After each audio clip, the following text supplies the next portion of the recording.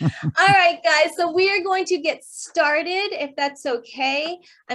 We have a quick little thing I want to read to, this is what we do before every webinar and workshop now. I would like to begin by acknowledging the Indigenous peoples of all the lands that we are on today. While we meet today on our virtual platform, I would like to take a moment to acknowledge the importance of the lands which we each call home. I myself am privileged and grateful to live, work, and host this event from the traditional and unceded territory of the Chumash, Gabrielino, Tongva peoples, which is in LA. That's where I am.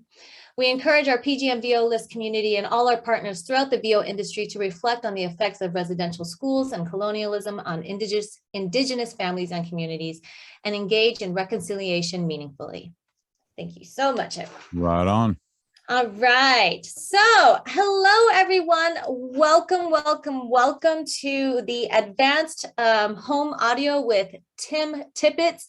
He is the VO Tech guru. He has he is, trust me. He has so many wonderful programs that you can, it's a great investment. It's how I learned the basics of sound itself and editing, and I sped up my process. I mean, I was spending hours upon hours upon hours on my auditions, and Tim just was like, Jen, why are you doing that? Let's streamline this. This is how you do it. Taught me like shortcuts and everything. He also will do a consult with you. And then if you work further with him, he will also make sure that your booth sounds good, that you don't sound like you're in a box, that you don't have too much reverberations and echo. And he will tell you if you need to add materials, take away, whatever needs to be done. He also has affiliates with 7 people, and you can get some discounts, I believe, with Vocal Booth to Go is one of them. Yep. And what he will also do for you is he will assess your raw audio and then help you get like minor tweaks here and there. It's a little preset. It's like the basics of just basic cleanup, and just you sound like it's like chef's kiss. Like butter. Like butter. It's like butter. Where's the chat? My chat thing seemed to go away, and I'm trying to drop a link. Oh, I believe you just have to click on the Q&A. Do you see Q&A at the bottom? Oh yeah, so they're calling it Q&A. Got it. Yeah, because it's a webinar style, it's Q&A. And what I will do is I will also, so that you don't have to focus on the Q&A, because we do have some questions that were sent in beforehand. Yeah, I will give you some of those now, and I will monitor the Q&A, and then I will pop in after we go through the ones that was sent in already. What if I want to drop something in there? How do I do it? Because I don't really seem to have anything other than options. Oh, you want to be able to like I was just gonna drop in a link real quick. And oh yeah, good question. I guess there is. Actually, you know what? Let me do this. Let me send this to you in Messenger. Okay. And then you can copy and paste it from Messenger into the chat, since you seem to have that superpower on your end. I'll figure it out myself. Yeah. Isn't this great, guys? It's called learning. Yes, learning. So here's everything that you were talking about, all 3 of my courses. So I have Audition Ready Online, which is about getting you ready to audition like a pro. It's not about Adobe Audition, even though I do teach in Adobe Audition. It's about getting you in the know, kicking the tech gremlin out of your life for good. And you're part of 1,000+ students, plus more than 500+ on Facebook, a private group where you have free access to me for tech questions. But the funny thing about it is that usually the questions get answered correctly 3 or 4 times before I even have a chance to see the question, because we have so many people in there who are so knowledgeable about it, about stuff. And so it's pretty amazing. But under there, you'll also see SEO, and then my latest launch, which is a mixing audio for multi-track for any type of media that you might have, multimedia, etc. So that's what the link is all about. And awesome. You send it to me, and I will pop it in there for everyone. Yeah, I'll figure out some sort of a code for everyone to throw in there, so we get you like $100 off or something. Oh wow! See, there you go. Yeah. Presents at the beginning. Woo-woo. Usually I say, and if you act now, I'll throw in absolutely nothing. That's what I usually say. But for this group, I'll yeah. Well, I appreciate it. I will tell you guys, I've taken the Audition Ready. I'm taking the mixing course. Tim is one of the best teachers out there. The way he teaches, it's literally anyone and everyone can understand. It's great for advanced people just to brush up, and super great for beginners. And he's just a wonderful teacher and wonderful resource. And sometimes we have to tell him to stop because he's too giving, because he literally just goes until he's in the hospital, which we're not going to do anymore. Okay. Thank you. Awesome. Okay, well, so I have a couple questions which I sent you, and you're welcome to go through it in any way you want, order-wise, but Yeah, I would like to kind I of read it start. already. Yeah. Mhm. Yeah, I think I want to start with one of the most important things that I find talent need to know about and learn about is mic placement.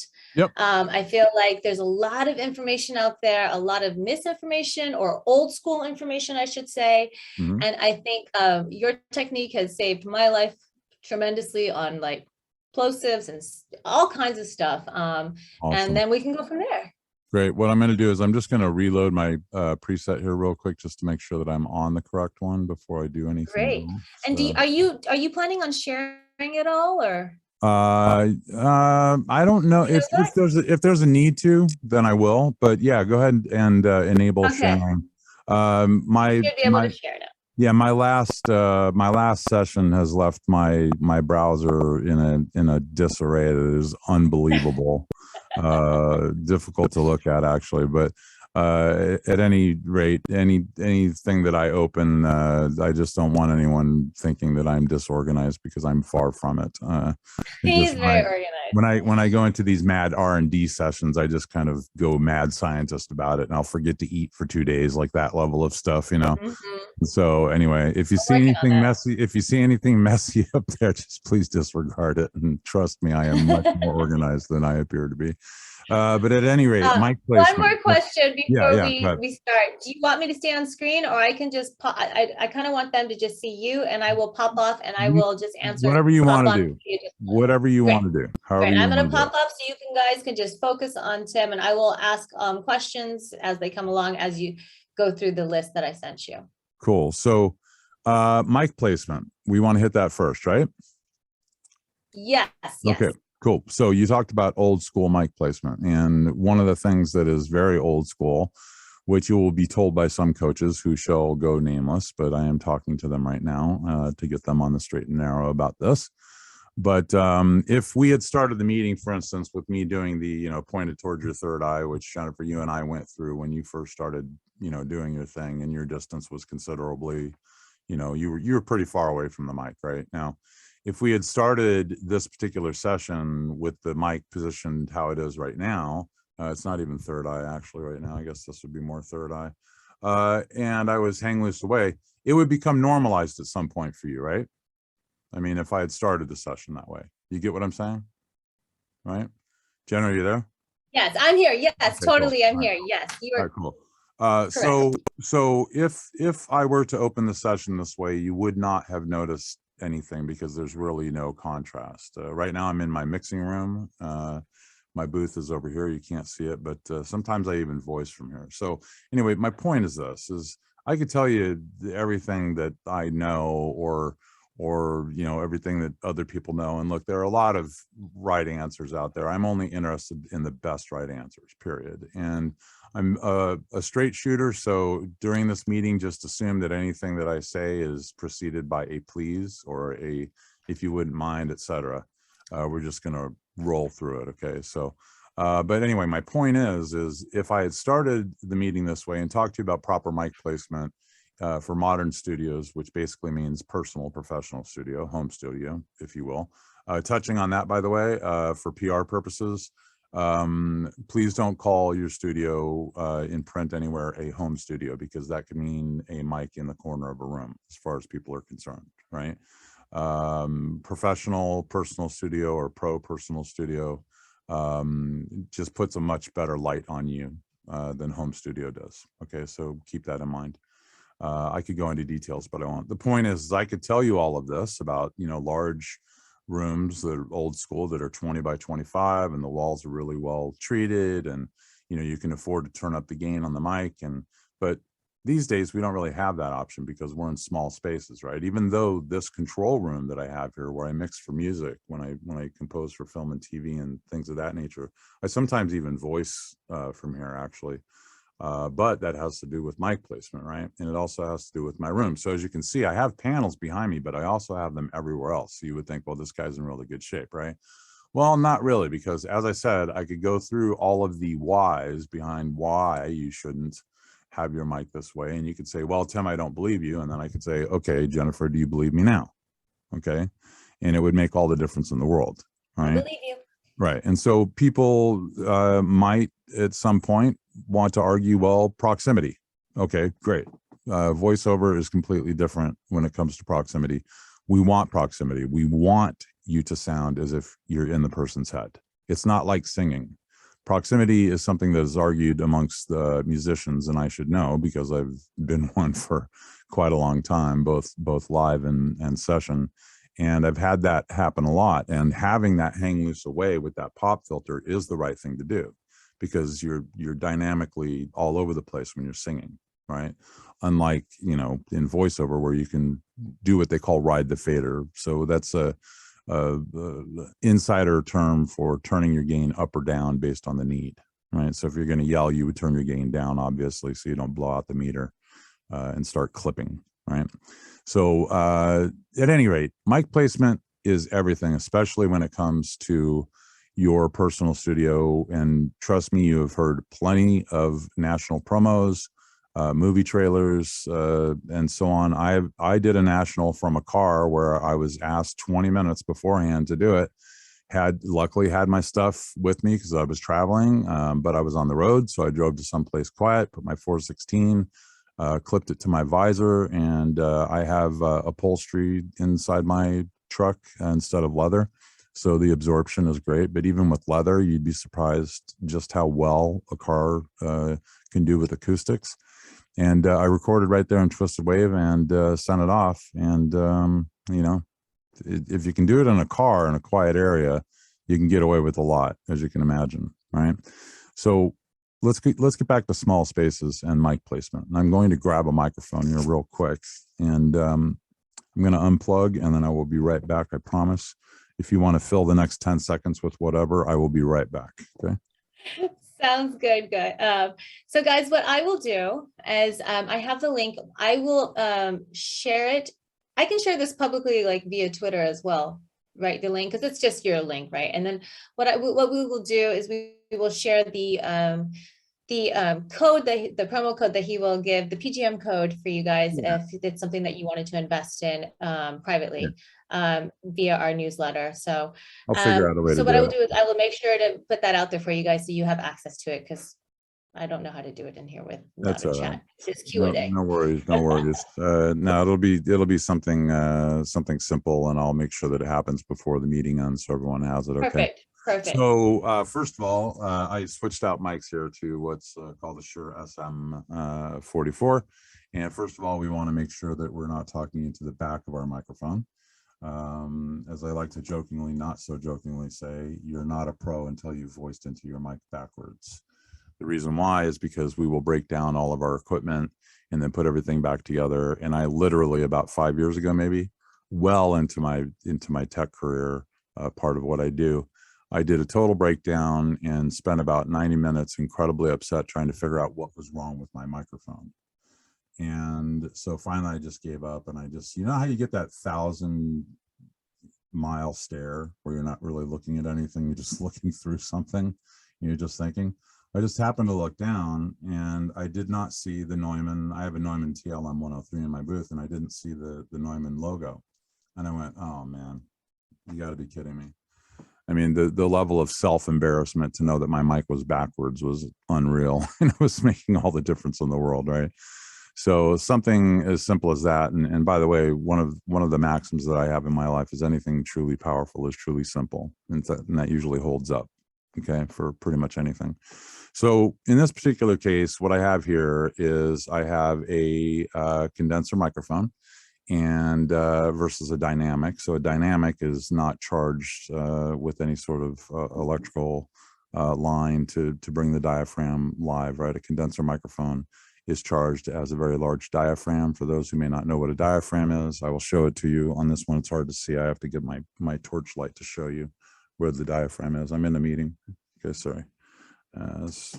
one of my girls wondering what's going on with me. Sorry.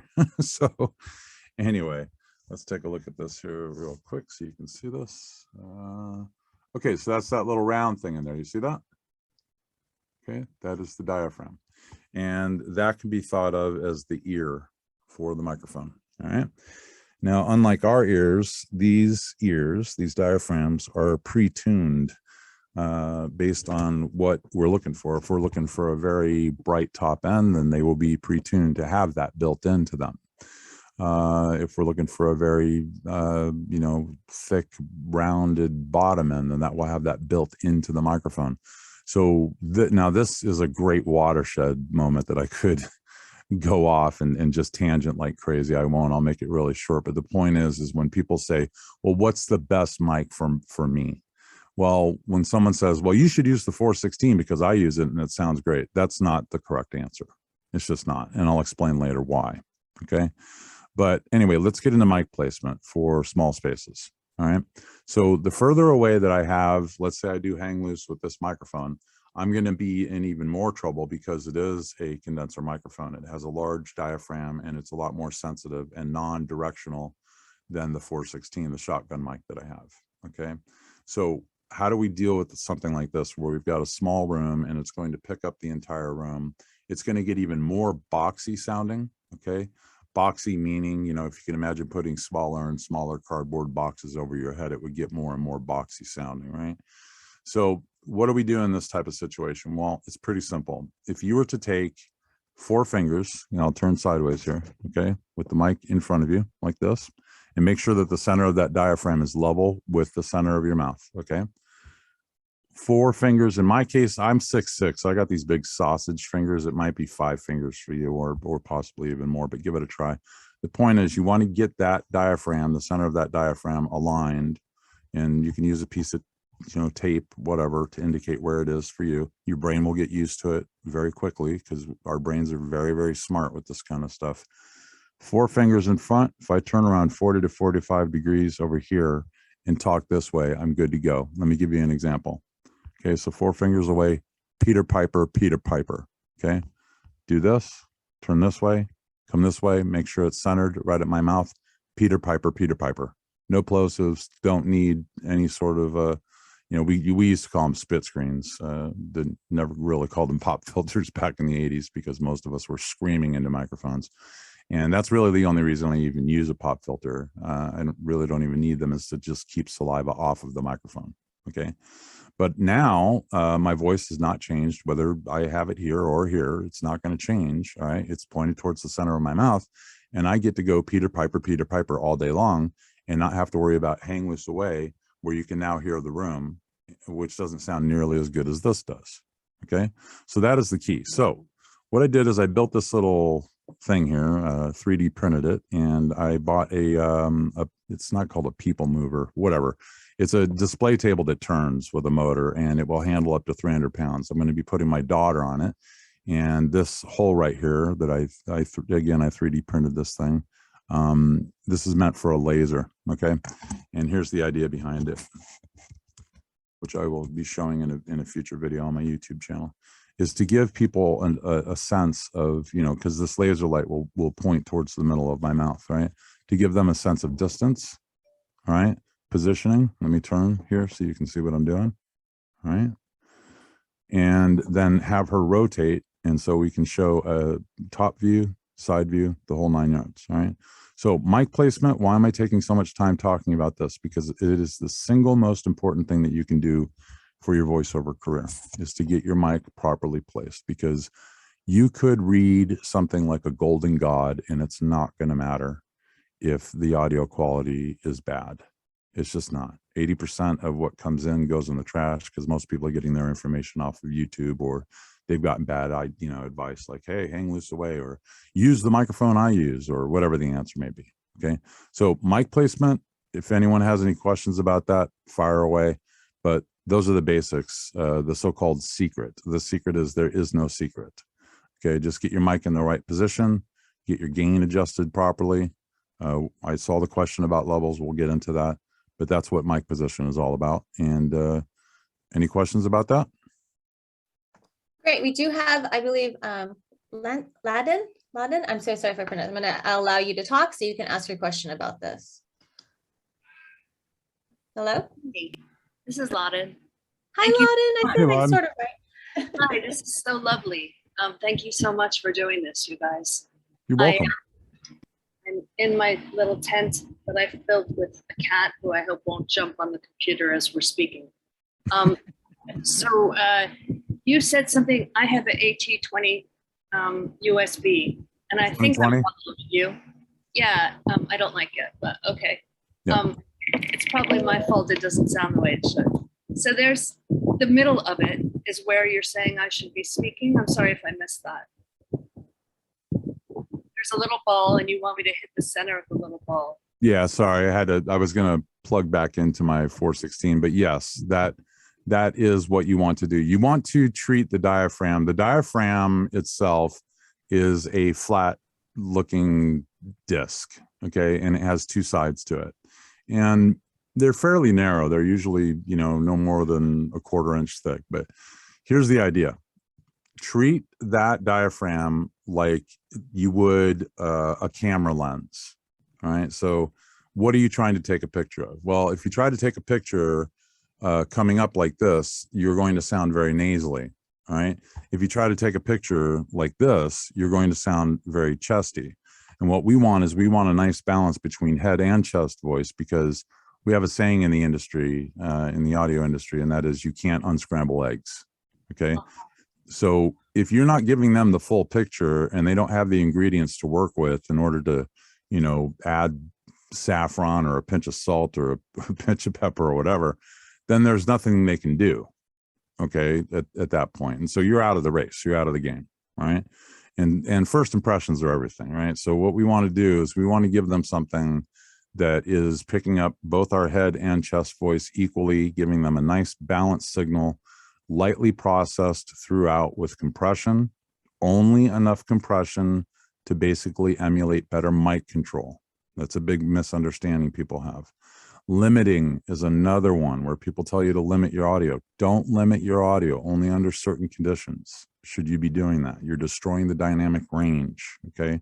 In other words, your very quiet parts and your very loud parts, which we are going to talk about RMS, they're too close to each other, and so it doesn't sound as natural as it otherwise should. All right, this is something that Jen and I talked about extensively, and something she noticed right away when we made changes for her. Okay, so anyway, if you want to think of it as camera lens, okay, if you want to think of it as laser pointer, whatever. If you have someone who can go in there with you and just kind of look at it to verify that that's you're in the right place, great. But like I said, your brain is a supercomputer, right? It's the most powerful computer on the planet. You're only using 15% of the damn thing to begin with, right? But the point is your brain is so good at getting used to this kind of stuff that you can literally, close your eyes, bring your mic towards you, and I know I'm in the exact right position because I can hear it and I can feel it. Okay. So anyway, hopefully that answers your question. I'm going to switch over to the other mic. Okay. Awesome. Was that good for you, Ladin? I'm gonna turn my camera on, guys. It's kind of awkward, so he knows when I'm going to talk or not. I believe that's good. I think that's good. Okay, great. Okay, and so I just wanted to show real quick with the shotgun mic as well. Peter Piper. No, I only keep this on here to keep spit off of my mic. So there you go. There we go. Does that answers your question, right, Astrid? It's the same thing. But this you do have to make sure that it is definitely pointing at your mouth, correct? Yeah, definitely. So this would be more along the lines of the laser pointer concept, right? Because it would be really easy to just kind of like line up a pencil or something like that to see if you're in the right position, right? And just drop it on the side. And obviously, I'm not to brag, but I'm in the perfect voicing position. So I voiced for Volvo, Mercedes-Benz, Craftsman from here, not to name drop, but a lot of the usual suspects right from here on this microphone, and have also met live overseas with people voicing right from here, doing levels. My latest one, I'm this silly moose for Bazooka Brands for candy that they released called something sours anyway. I had to do adjustments here live with my gain and got away with it and was able to yell in this room without you hearing the room. Okay, so it's that important. And Jen, you know this. We did this with your previous voicing space, right? Where you were able to get the mic, you know, in a position to where we got rid of a lot of the room. A Right? lot of the room is And gone. made a Exactly. huge difference. Yeah. So yeah, I record. I die in there all the time. All the video games, I die in there all the time. you die all the time. I die, I get thrown off cliffs. I die in there all the time. So Love it. it's perfect. But I also like sometimes I just die quietly and they hear all of that very nicely too. So I believe, Astrid, that was your question on the shotgun versus condenser mic. And Jane, hopefully that as well answers your question. If not, just put it back into the Q&A. So kind of piggybacking off of that. So you did talk about not every mic is great for every person. So we have an anonymous question asking about some of the suggestions you may have for female voices. This particular attendee was told they have what is called a pure sounding voice. I'm not sure what that means, but if you want to like maybe give some like thoughts on like the different mics that are available, I'm going to go yell at my kids really quick to shut up. Yeah, sure. No problem. I'll be back. Yeah. While you're doing that, I'm actually going to set up something for people here, which shouldn't take me too long. People will be patient with me. I'm going to set up a new coupon for everyone, and we'll just call it Gen 100 is what we'll call it. All right, and take $100 off. 100 sounds pretty good to me. Select the products. This will be for the audition ready audio course, and the code will be Gen 100. So when they're checking out, if you use JEN 100 and you are joining or signing up for the audition ready online course, that will take $100 off of there while you're checking out. So Incredible. there you Thank go. you. That's done. All right. So that might be the best promo code ever. I don't know. It is. We know it is. So the question regarding microphones and pure sounding voice. So one of the biggest mistakes, which I've had numerous discussions with people, especially with my local guitar center, they now are having people, believe it or not, contact me regarding mic selections. B&H is a sponsor of mine, and we are going to be doing an official voiceover mic shootout. It will be the first ever. We were going to do it before, but COVID hit, but we're going to have a bunch of A-listers there and in a booth going across 20 different microphones to finally get ourselves in a position where we can have a mic shootout that means something, because you'll hear these people on 20 different microphones and you'll be able to say to yourself, wait, my voice is most like that person's and they sound best on this mic, so therefore I should buy that mic, right? So that's fabulous. I mean, I think we all ask this question, what mic is because we all see the list. All the studios are like, we'd like a TLM 103, a 416, or a U87, which again, we talked about, don't get one if you don't have the right setup. But to know that like not every mic is for you is great, and to have this as a resource will be tremendous. Yeah, well, I can tell you for sure that when most people head into Guitar Center, this is especially true with females, and what I'm about to say is not misogynistic at all. I am probably nearly the least misogynistic male that you will meet. I don't really see males and females. I just see what issues are. And one of the issues with female voices, especially with the microphone, the Rode NT1A, for anyone out there who's sporting one right now, do not let this scare you, because there's a way out of it. There's a way to handle it. But normally, because it's an inexpensive mic and it's a very quiet mic, it's one that is recommended by people at Guitar Center who are professional mixers in the music world. But VO is a completely different thing, right? It's not the same at all. The problem with the NT1A is they are already very, very sibilant. And as children, when we're growing up around females or males, we tend to emulate those of the same sex. right? Until we get it right. So this is how we develop accents if we're from England or Texas or whatever. It's just the way it works. Now, one of the things that females will tend to do is they will purse their tongue and put some tension on the front when they say their S's and push it towards the back of their bottom to middle teeth, which produces this sort of an S sound, okay? Males tend to articulate our S's with a relaxed, flat tongue, okay? So S, all right? It's flat, it's relaxed, etc.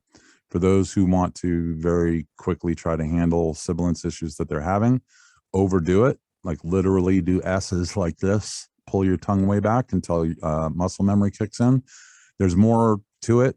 In fact, you can go on my personal page on Facebook and I walk people through how to go about fixing the problem. It's a few videos down there somewhere. All right. But at any rate, NT1As, I generally tell people to stay away from them. I do have a recommended equipment list on my site at votechguru.com. And one of the mics that I really like, you know, if I had to select something out of the blue, right, is going to be by a company. Let me just go there real quick because I want to make sure that it's up there before I open my big mouth about it. Recommended equipment, B&H. The reason I go with B&H is not just because they're one of my sponsors, but man, these people are so knowledgeable. It's unreal. And I know a lot of people have reps at Sweetwater, not to talk down Sweetwater, great company, but those reps get paid bonuses based on how much product they push out. A lot of people don't know that. It's a yearly bonus structure. People at B&H are not only extremely knowledgeable, not only do I have a lot of pull with them, but they are non-commission based, everything that they do. Right. And having been with Chipotle for 7 years as the central head of construction, we had a belief system where we all drank the Kool-Aid on eventually, you know, putting food out there that was antibiotic free, free range, et cetera. We all believed, truly believed. And I recognized immediately with B&H that they had that same culture. So anyway, if I were to recommend a vendor, they would be the one. All right. So this microphone in particular, Lewitt, the LCT 440 Pure large diaphragm microphone, Lewitt sent me 3 microphones to test out of nowhere. And one of them, I can't remember what it's called, but it's basically the most quiet mic in the world. It's known for being that. They sent me the next level down, and then they sent me the next level down from there. So the middle one, which is $269, which is the Lewitt LCT 440 Pure, it has everything, the same diaphragm, the same internal electronics, everything as the $1,500 microphone, except without all of the fancy stuff that you don't need as a voiceover anyway. So I think they're doing it at this price point to get a hold on the market, and then they'll eventually raise the price of this microphone. But for people who are sibilant, the Lewitt will get you sounding a lot less sibilant and will round out the bottom end, which is something that we really like, that kind of warmth, you know, that Is helps. this something you recommend for those who have like a younger voice, a brighter, younger for voice? For any voice. For Okay. any voice, right. For any voice. And the reason why is because if I had, this is, you know, again, this is one of those, if you held a gun to my head type of things, because I would always want to hear someone's voice before I make a recommendation.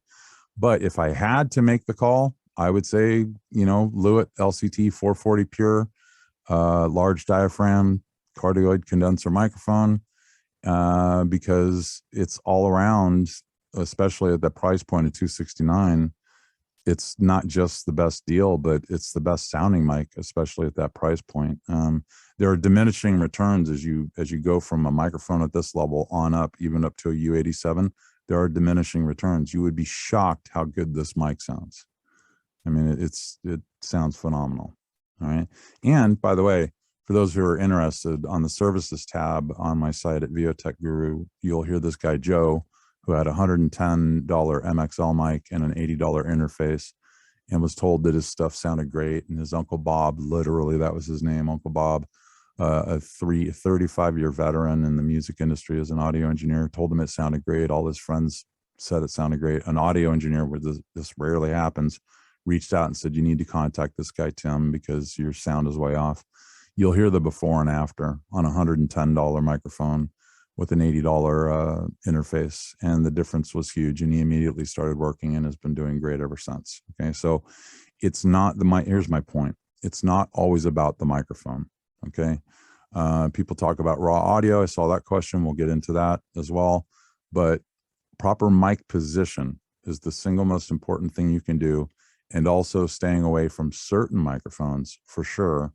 If you're going to come right out of the gate with something, because we can't all jump in and buy a Neumann U87 for $4,000, right?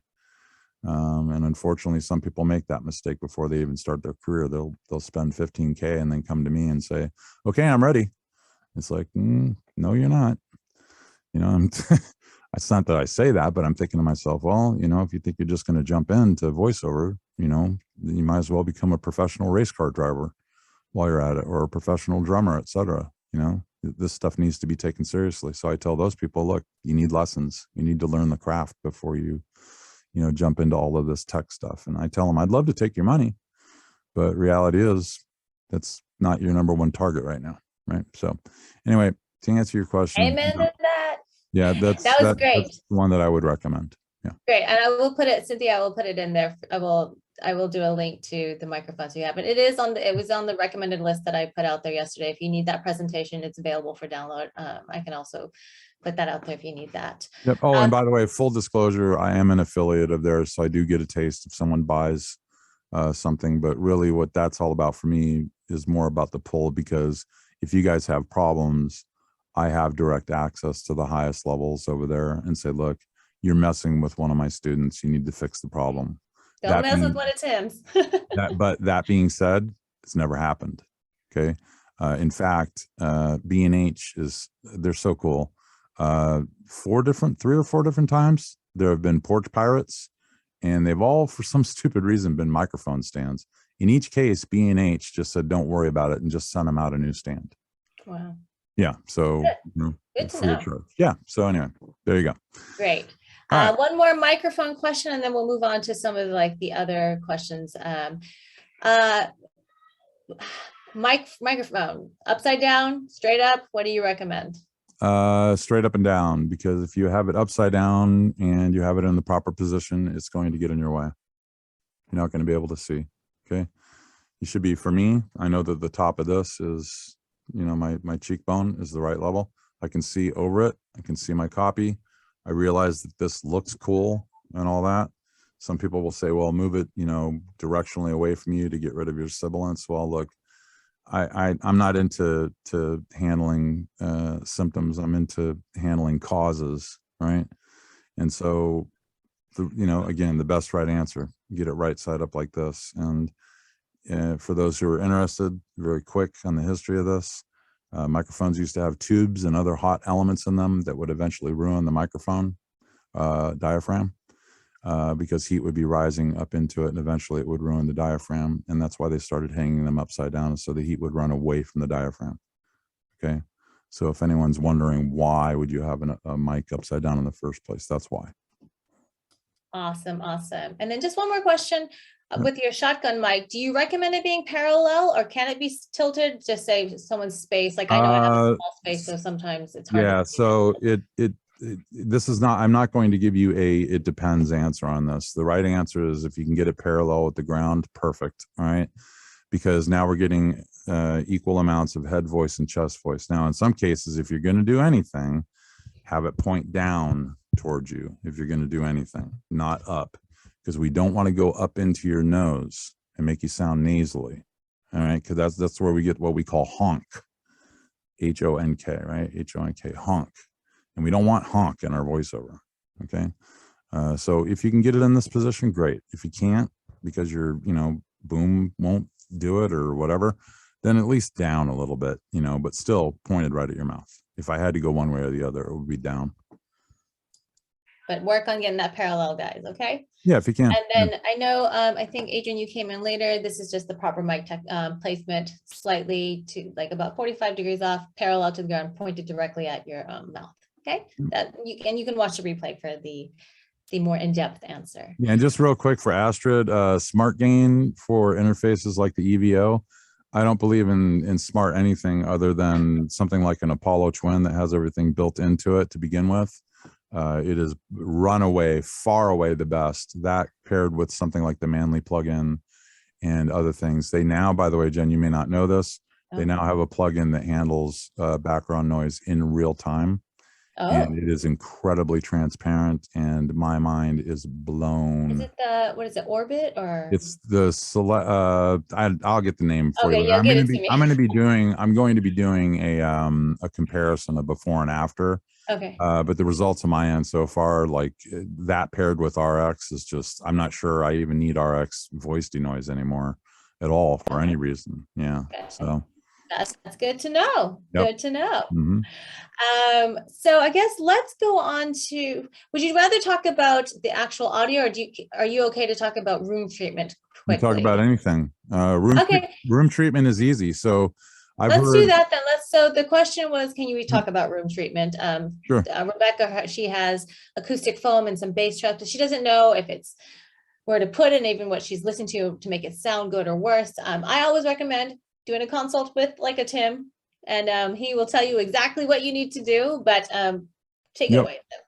Well, first of all, Cynthia had said that she wanted to know what the name of the microphone. Yeah, I'm gonna put it. I'm gonna type it. I'm gonna put a link to it so that everyone can have access to it. So it's okay, cool. Yeah. Right on. Okay, so regarding acoustic treatment, was there a specific or just kind of like go for it type of? I think I think Rebecca was just wondering, like, she has foam. There's foam and the bass trap. She's just not sure where to place it and how to get the good sound.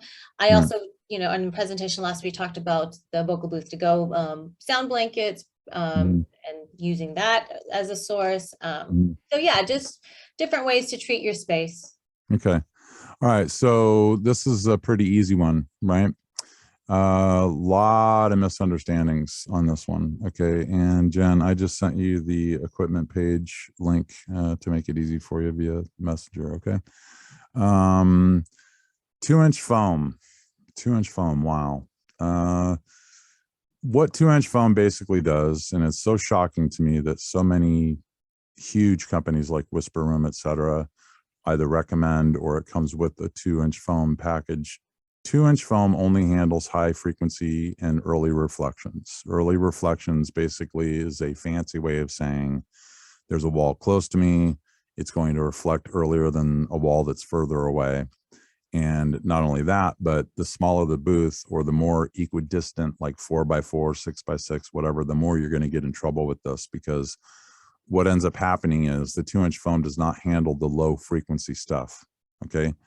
Now, Jen, you having the voice that you have, it would be hard for someone to convince someone else that you have a ton of low frequency in your voice, but reality is you do. Okay. But your fundamental frequency is high, right? Like the strongest part of your voice is higher than mine is. Does that make sense? Jen? Yes, it does. Right. So when we talk about fundamental frequency, we're talking about, because you'll hear online, well, males tend to live around 200 to 500, and that's no, you tend to live from 20 hertz to 20,000 hertz. Now that sounds like rocket surgery, but it's not. It's actually, for those who go watch my intro video, you'll see what I'm talking about. But you have plenty of bass in your room, and the 2-inch foam is not getting rid of it. It creates what's called standing waves because you're not being acoustically treated correctly. So what does that mean? Well, everything's hitting the mic at the same time, and it sounds like this. You're hearing the room kind of respond in that manner, right? Jen, we went through this when we first started out having that. You did, right? Yeah. And when we moved the mic, you noticed a huge difference in the boxiness as well as that low end booming, right? So 2-inch foam, I stay away from it unless it's in between panels or something like that. Or if I need to lightly treat a room, I need the room to be somewhat live. Like this would be a good example. This room, I might use 2-inch foam in here to keep the room somewhat live. So when I'm mixing, I'm not mixing in a completely dead space, because you don't want to do that. But I have heard $120 worth of PVC put together with a Vocal Booth to Go. Again, under my recommended equipment page, there's a discount code in there. Those blankets, they block 10 dB of sound going out, and then 10 dB trying to get back in. So if you were to take that and put it inside of a whisper room, just with a slight gap in between the walls and the blankets, you are going to get acoustic results that are phenomenal. So phenomenal that I've heard people spend like $120 because they don't have a choice on PVC, put together a booth, buy these blankets for $50-$60 a piece, buy maybe 4 to 5 of them, put it together, and for $250-$300 sound way better than a $10,000 whisper room treated with 2-inch foam. Okay, 4-inch deep panels like this one that are filled with Roxol insulation. Regardless of what you hear about Roxol insulation, it's made out of basalt rock and steel. It is not poisonous. You can check what they call the MSDS sheets on Rockwool's site. There's this rumor that's been standing for the longest time. I don't know why, that the dust floats around everywhere. It doesn't. It doesn't. Okay. Even people in the factory work without masks on, and the stuff is really effective. Another one that you're going to hear about is Corning 703. Also very, very absorptive material, also very expensive. So that's why anyone who wants to know, just look up VO Tech Guru and then sound panels on YouTube. That one's done very well. I think it's about 1.3 million views. You'll see how I built these for around $25 a piece. Okay. But when you can stay away from foam, stay away from it. All right. It would be much better to position different shaped things and all sorts of things inside your closet to kind of get the sound to not bounce directly back at your mic and to kind of break up the sound than it would to use 2-inch foam. Okay, because that way you don't have any, flat surface directly coming back at your microphone. For instance, these little things that you have all over the shelves are breaking the sound up, if that makes sense, right? So that it can't come back at the microphone.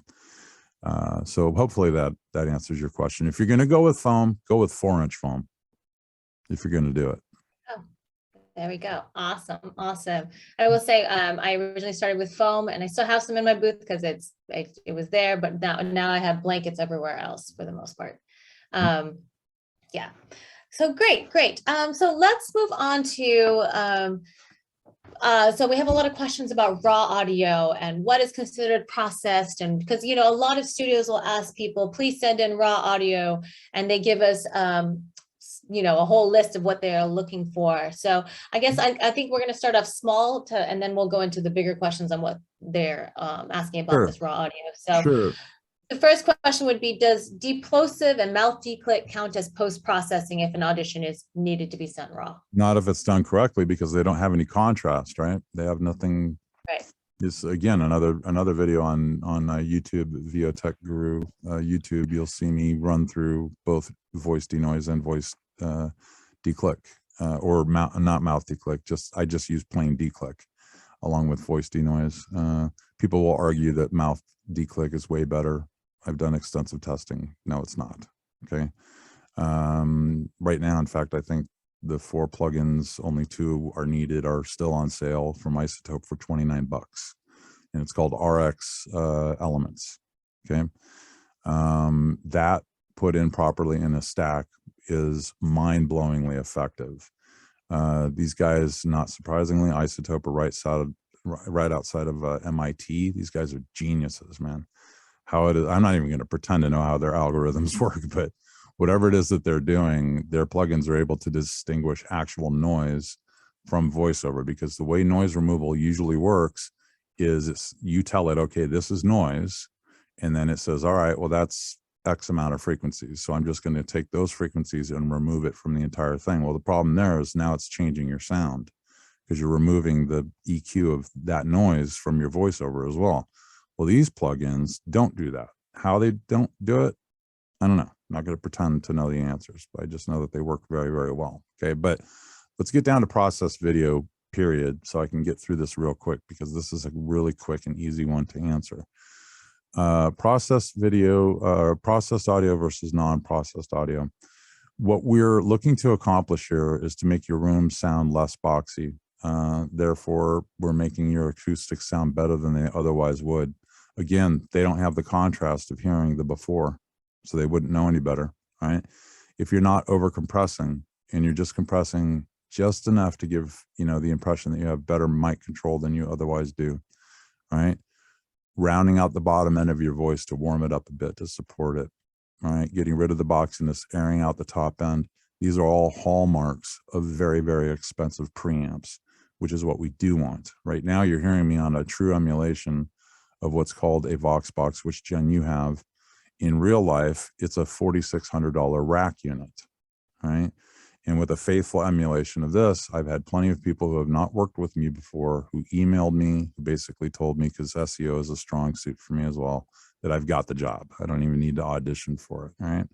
So now, these producers I haven't worked with before have told me, and please send in your audio raw. And knock on wood, not even once have I heard back from anybody during my entire career that we told you to send in your audio raw. The comments I get back are stuff like, my God, man, what are you running over there? Okay. During live sessions, it happens a lot. The audio engineer will say, hey, can you stand by for 5 minutes after we're done? And I'm like, oh boy, here it comes. And I don't like to lie. It's a policy of mine, but I do white lie at that time and tell them, I don't know, it's a thing set up with the preset. Otherwise, it's going to turn into a 30-minute geek session, right? And we don't want that because that's wasting my time. And plus, the first time someone actually wanted to see my presets, and I was like, nah, we're not doing that. So anyway, the point is this. If I'm emulating a better sounding microphone, if I'm emulating a better sounding room, better mic control, etc., and I'm just bringing all of that together because there's no one plugin that's the right answer, right? It's all of them together. Think about it. When a pro chef puts together a really great soup, it's not a handful of salt and a pinch of pepper and, you know, whatever. It's a pinch of salt, a pinch of pepper, some saffron, you know, keep doing that, tasting it until you get it just perfect, right? That's how it works.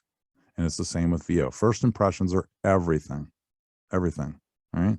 And 80% of what gets sent in gets thrown in the trash right away because it is over processed. So processed is one of those, it depends conversations, if you want to put it that way.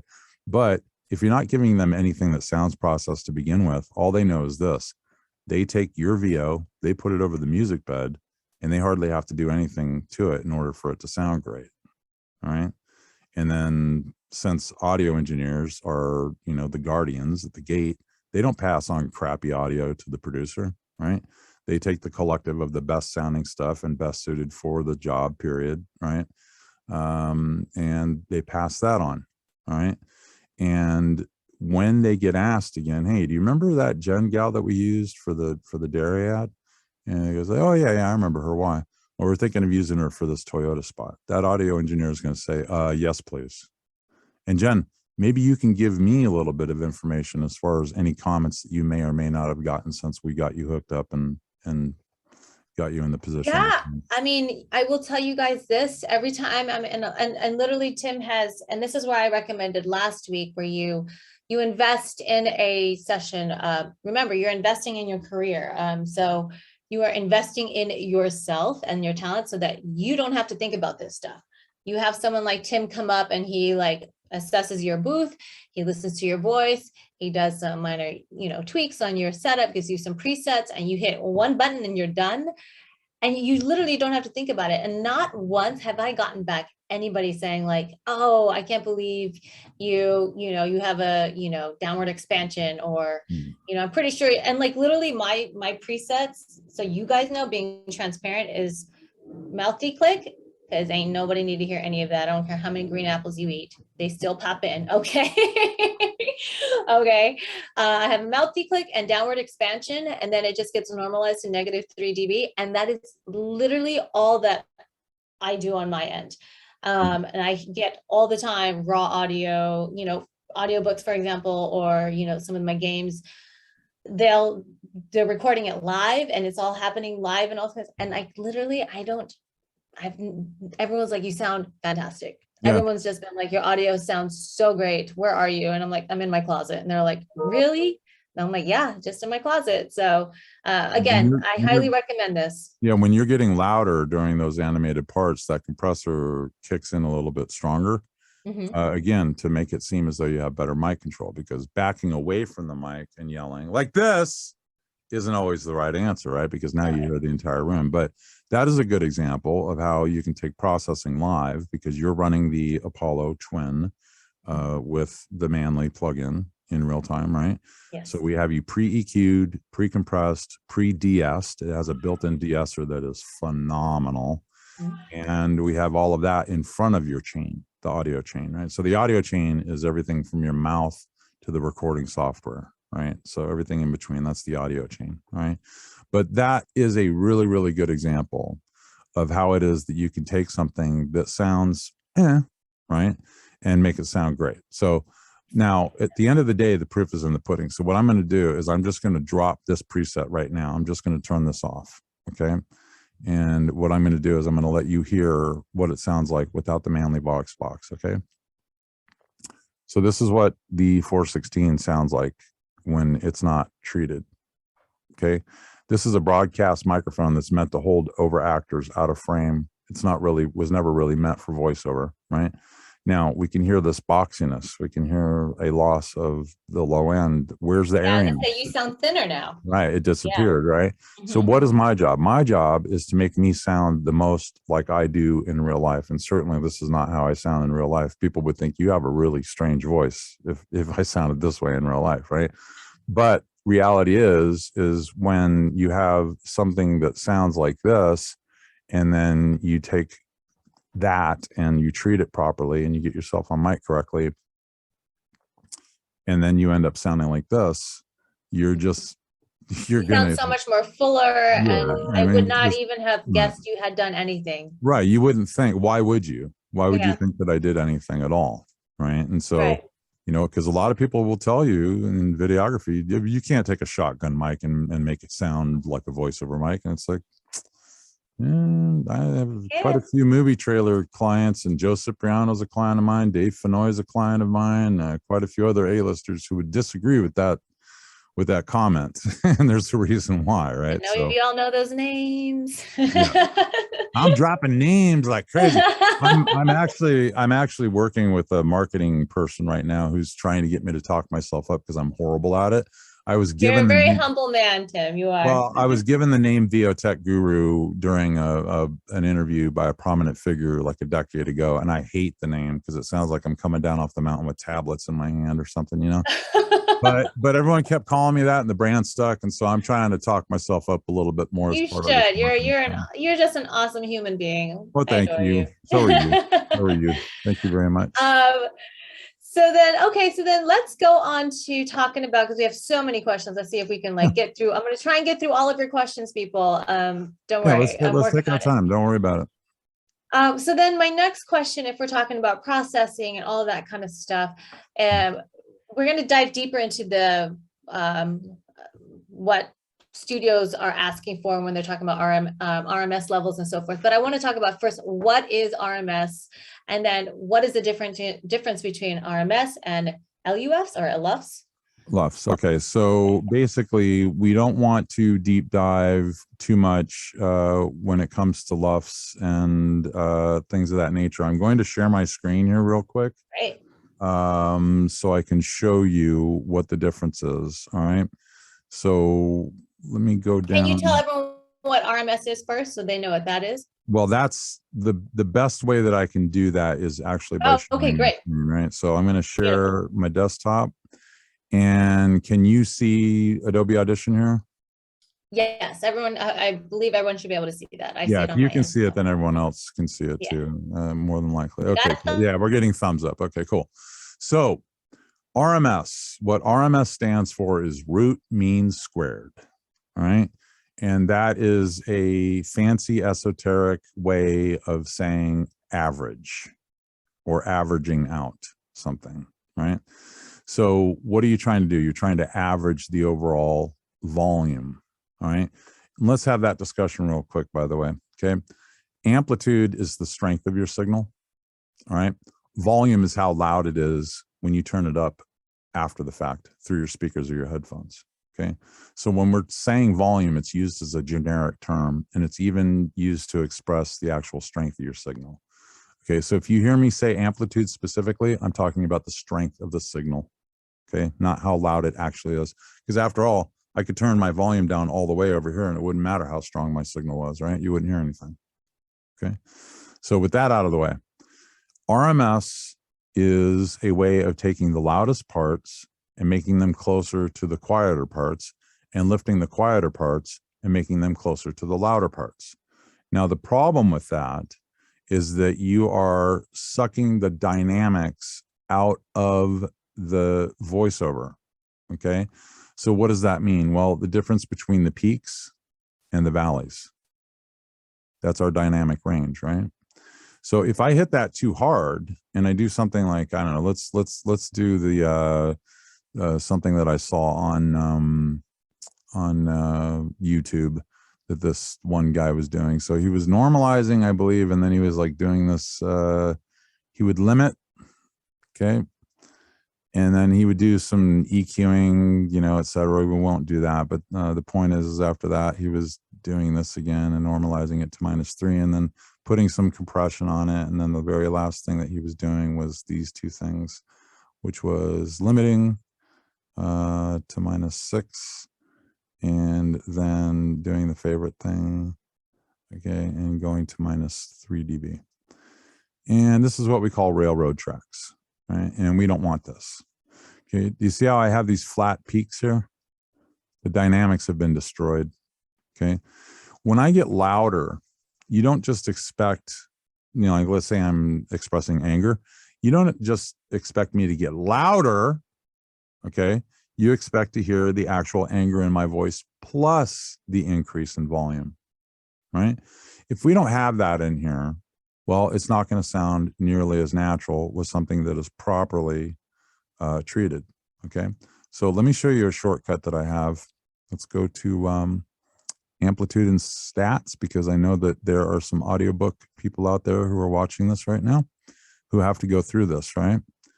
So here's how that works. Scan the selection, all right, which it's not doing. Why? Are you going to embarrass me in front of everybody here? What's going on? Okay, there we go. All right. So what's our total RMS? Well, it's -20.15. Now, the range that they want for total RMS is between -18 and -23. So this would be good to go. I could send this out, right? But let's say it wasn't. Let's say that it was, I don't know, at 24. Everyone pay attention to this number right here, okay? Because what I'm going to do is I'm going to press a shortcut button, and what it's going to do is lightly apply a compressor. Watch the dynamic range of the actual print when I do this, okay? Check this out. Didn't change that much, did it? Okay.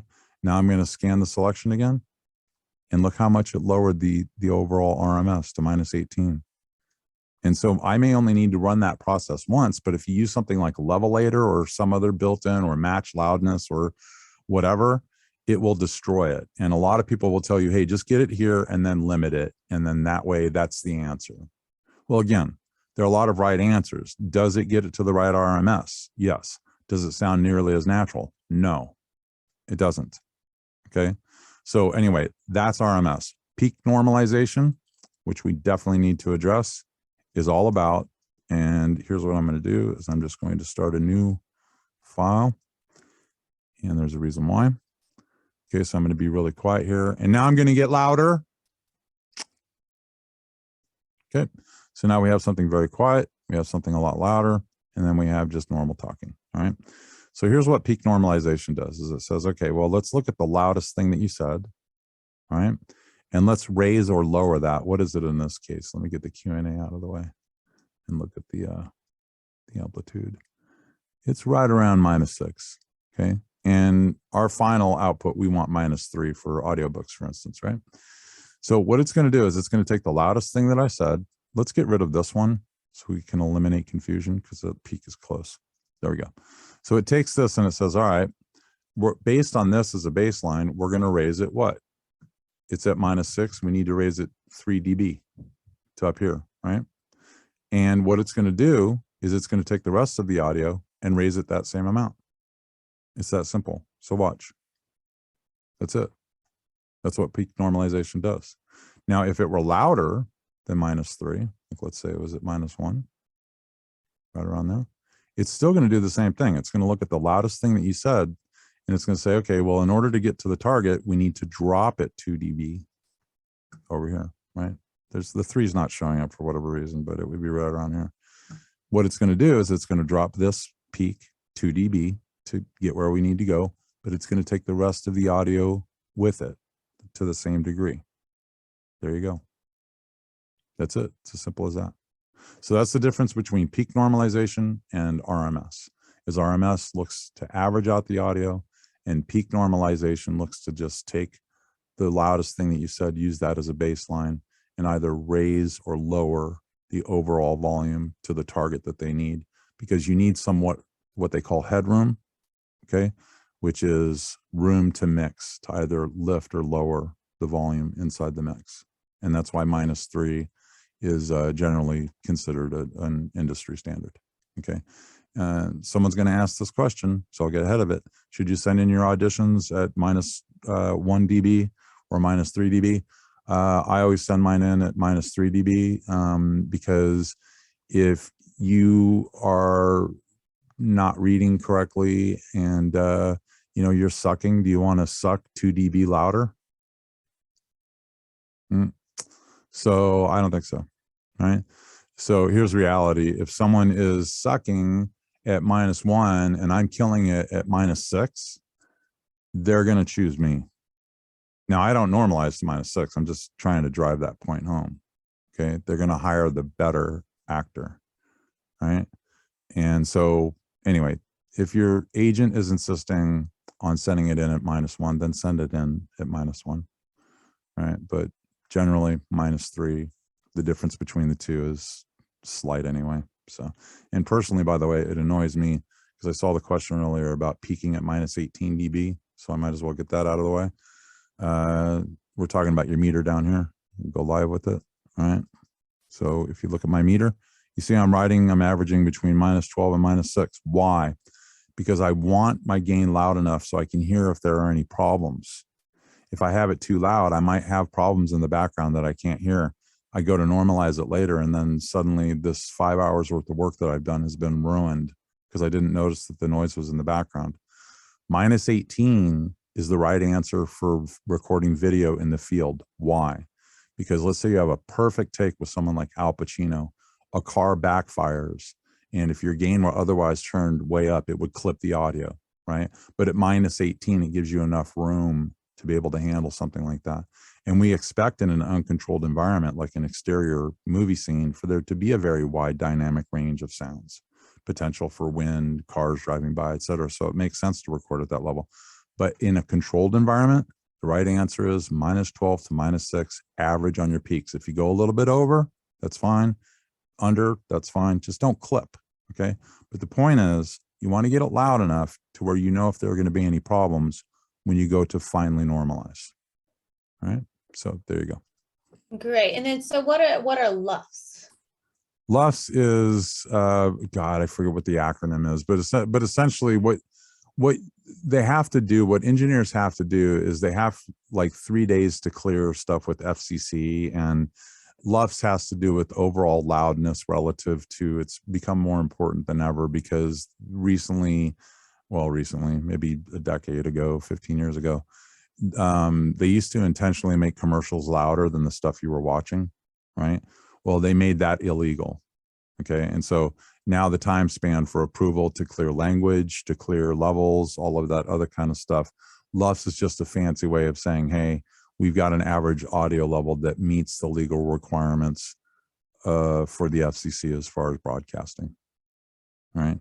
That's it. Great. And then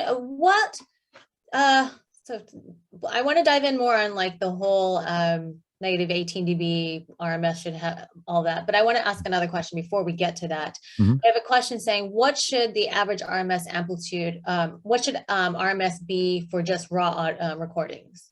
For just raw recordings? Yeah, that don't necessarily have a standard. Like say you're doing an audition and you have like, what do you recommend? I don't use RMS. You don't even use it? No, okay. I use peak normalization because RMS is gonna choke my dynamics. It's going to, but for audiobooks, that's okay because the audio quality as far as average volume is not nearly, well, let's put it this way. You need to be able to listen to an audiobook on any format and not have it drop out or get too loud. So whether it's your car or your laptop or headphones or whatever.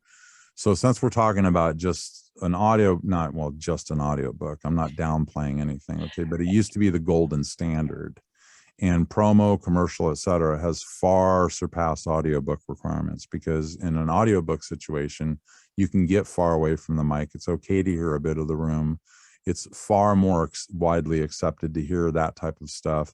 In fact, the book, The Martian, from the famous movie, The Martian, the book itself, at the time when I was kind of scanning through some books, you could hear the air conditioner in the background, a fan, the whole 9 yards. It was unbelievable. Wow. And in fact, they redid the entire thing. Right. Okay. So anyway, I don't use RMS at all. What I do is I normalize to -3 dB after cleaning everything up.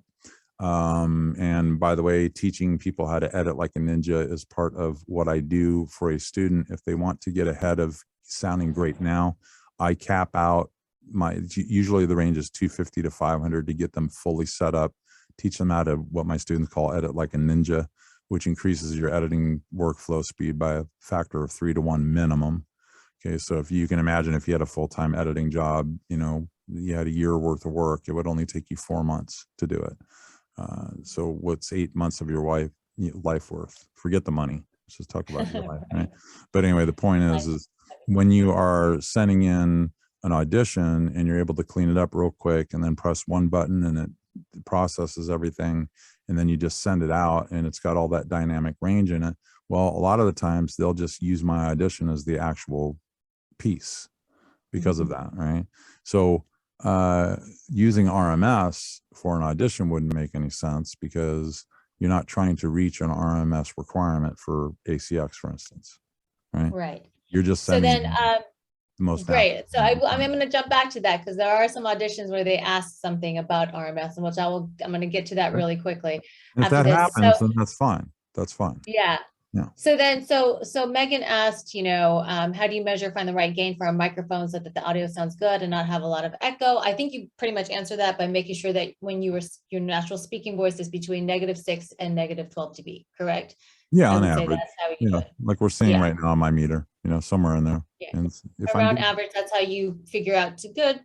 And then if you get louder, you adjust, you turn the gain down. If you need to be really intimate and quiet, then you turn your gain up a bit. So right. that's what they do for you in the studio. It's called, what do we call it? Writing the gain, correct? Yeah, it's called writing the gain. And it's like I said, I have an embarrassing amount of, by the way, if any of you guys have Chrome, download the extension 1Tab, because it does that for you, which is amazing, which just, you would not believe how much a browser, how much RAM it uses. Okay.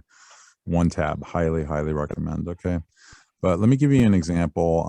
But before I do, can you hear, are you able to hear that? Yeah, we can hear that. That was crazy. That was crazy. Okay. Let's look this up. Okay. So I'm just going to give you an idea of writing the gain. All right. Bazooka Candy Brands. This is easily the most dynamic read I've ever done. It's only 30 seconds long. I'm not doing this to show off. I'm doing it to drive a point home. Okay. Candy Brands. Oh God, I'm sorry guys. I'm blind today. Channel. Okay. So there's this moose that I'm the voice for. It's their new mascot, and they're doing this, this new candy, what's it called? Rattlers, I think is what it's called. And let's see. Ooh, 3.9 million views. Okay, I better start sharing this. That'll work. Okay, so what I had to do here was a typical like Sam Elliott type of read. I'm recording with the production house, that's the name of the place, in the UK live. And I have to go from doing the Sam Elliott down on the dirt type read to yelling, and these stupid candy shoots out of my horns when I yell and all that stuff. So, but all I did was simply turn down my output gain on the Manly until their levels were perfect on their end, didn't move away from my mic, nothing, and then turned it until I got it perfect, then put it right back where it was. And I was right where I needed to be. So let's play it real quick so everyone gets the idea. Okay, here we go. Hey guys, come on in. A Rattler sour for you. Hey girls, 2 Rattlers fruity. Sweet. Sweet. Let loose with the moose. Yo, moose, shake it up. Bazoo! Choose to let loose with the moose. Rattlers, shake it up. Okay, so there you go. And the key to that was writing the game, writing the fader, right? Simple as that. So, Excellent. let me You make an pause. awesome moose. I'd eat Thank that you. candy. Thank you. I haven't tried it yet. I don't know. Oh no, you gotta try it now. Aren't they supposed to send me like a few dozen They boxes? of this should. They stuff? should. I didn't think about that. I should have thrown that into the. Send me at least one. So But I get can try it. asked about that one because I did post it at one point, and I've got asked a lot. What did you do to yell like that and not hear your booth and all this other kind of stuff? And again, the secret is there is no secret. This is simple. I think it's I think as you know, as talent, we try to overcomplicate things sometimes. You know, I got to do this, I got to do that, and Yep. what about this, and limiting, and da da da da da. But sometimes if you just keep it simple and that's where the pure and the rawness comes in, and you just perform from your heart. That's what it's all about, right? Well, that's I mean, look, truth is truth, and you don't get to argue with results, right? So whether it's you're talking about audio, whether it's you're talking about, you know, life, anything truly powerful is truly simple. So you'll have a lot of companies, for instance, who will charge you $4,000 when they're developing your website and promise you that they're going to increase your SEO over, you know, the next 2 months, and they're simply going to be using what's called a Yoast. It's a plugin, okay, and they're going to put in some stuff, and then they're going to leave it alone and charge you $4,000. You're going to get ripped off. People say SEO keeps changing. That's the problem. No, SEO does not change at all. It's artificial intelligence that is changing. Okay, so here's my mission at the end of the day. All right, whether it's the audio thing, SEO, whatever it is that's related to voiceover, I want to get the absolute truth out there and get rid of all of this noise. Okay, because after all, as an example, you know, this is something that people would search for, right? Would you be happy if you ranked pretty high for something like this? You know, if you were in my position? Especially me, I would be very, very happy. Yeah, these are ads. These don't count, right? But look, I'm the very first result. There we go. Look at Okay. that. And so how much money do I spend on SEO per year? $0. And I beat out Fiverr. I beat out voices.com. By the way, I have an insider who tells me that they're really upset about this. And they spend hundreds of thousands of dollars trying to rank for this. And I literally spend $0 on SEO. And not only that, I'm doing intentionally, haven't changed my website since 2014. I'm doing everything that the so-called SEO experts tell you not to do. I'm making sure I'm doing it. I'm loading my videos directly from YouTube, which you're not supposed to do because load time increases, and that's not good, right? So the truth is the truth, and you don't get to get away from results. Right. And it doesn't matter if it's on my browser. Yeah, the truth is the truth at the end of the day. And that's what I'm all about, right? It's just spitting the truth and getting it out there. So yeah, it doesn't matter what it is that we're talking about. It's like, look, let's just get to the answer as quickly as we can. High protein, low fat diet of teaching. Okay. As you know, by going through the course, okay, of like, hey, just give it to me straight. You know, what's the real deal? No more guesswork. Let's get rid of that. Right. So then I want to kind of jump back to the whole RMS and auditions. So sure. I get these a lot as well for like a lot of times it's video games. Mm-hmm. We have the ACX standards, which you kind of touched on already. But and that is something, if you guys do work with Tim, he will set up an ACX standards preset. So you literally go boop, and then it'll and you do it again if it's not right, boop, and you're good for ACX. Yep. And you can even make that sound when you push that button. Boop. Okay. But we do get a lot of times in auditions, you'll get something like, please do not do any post-processing, EQ, compression, reverb, da da da da da da. And ideally, your average levels should hover around -18 dB. So a lot of times for those auditions, for example, I get them a lot as well, where I do my, so if there's a lot of really quiet times where it's like, you're like almost whispering and it's a very intimate moment. And then you have these big battle cries and you're like, "Roar!" And, do the whole thing. And then I'm like looking at my RMS and I'm like, wow, it's like -25 or -23. And I'm like, okay, so I have to adjust this manually, or what do you recommend on that? Right. Well, again, this is one of those, the truth is the truth things. So here's a little bit of truth I'll lay down for you. A lot of videographers, they just don't know what they're talking about. Okay. And that's where a lot of this, it should hover around -18 comes from. It's because they've been taught in school X, whatever, that, they should be doing it this way and they should be doing it that way. Okay. And that's all good and fine. But I've had many times where a spot has come out where I was so incredibly disappointed by how they handled my VO relative to the music bed. It was ridiculous. Okay. It was just absolutely horrible. And when you really don't understand what you're doing, this is where we start talking about, just enough to be dangerous, right? So when you're sending in something that's RMS value X and they're saying, we recommend this, that, or the other thing, go ahead and do it. It's fine. But am I going to take something like that? One of the greatest pieces that I've ever done, a storytelling piece that was very inspirational, because I usually get hired for one of two things, either something inspirational or some form of badassery, right? It's almost always one of the two, right? And I loved this piece. It was such a great story to tell. And the guy way undermixed my voice relative to the music bed. And it was so disappointing. And I was so looking forward to sharing it because I was just proud of the work, right? But as I did, I think I'm not sure if I posted this on my page. I'll do it later on today. But this is a good example of what it means to have. Turn this down. I don't know if you can hear stereo through Zoom or not. Okay. Yeah, we can hear it. You can hear it. Okay.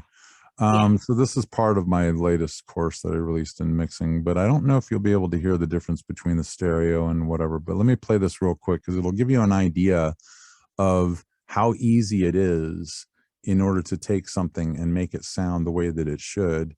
And again, remember what you just said about as humans, us overcomplicating things? I mean, you have no idea. Some of these setups that I've seen, some audio engineers who are sharing a project with me, and they're like, hey, man, I need some help on this one. And I was told that you could. And I'm like, okay, first thing we need to do is get rid of these 10 tracks. And they freak out. They're like, what? I'm like, yeah, you're completely burying your mix, right? So here's just a snippet from one of my latest lessons. So you might as well just watch it and just show you what it is that I mean here.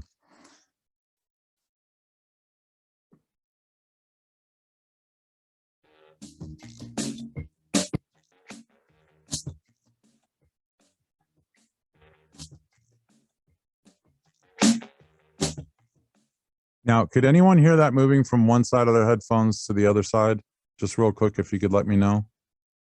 Thumbs up, good. Okay, then you'll hear the difference between these two mixes. So here we go.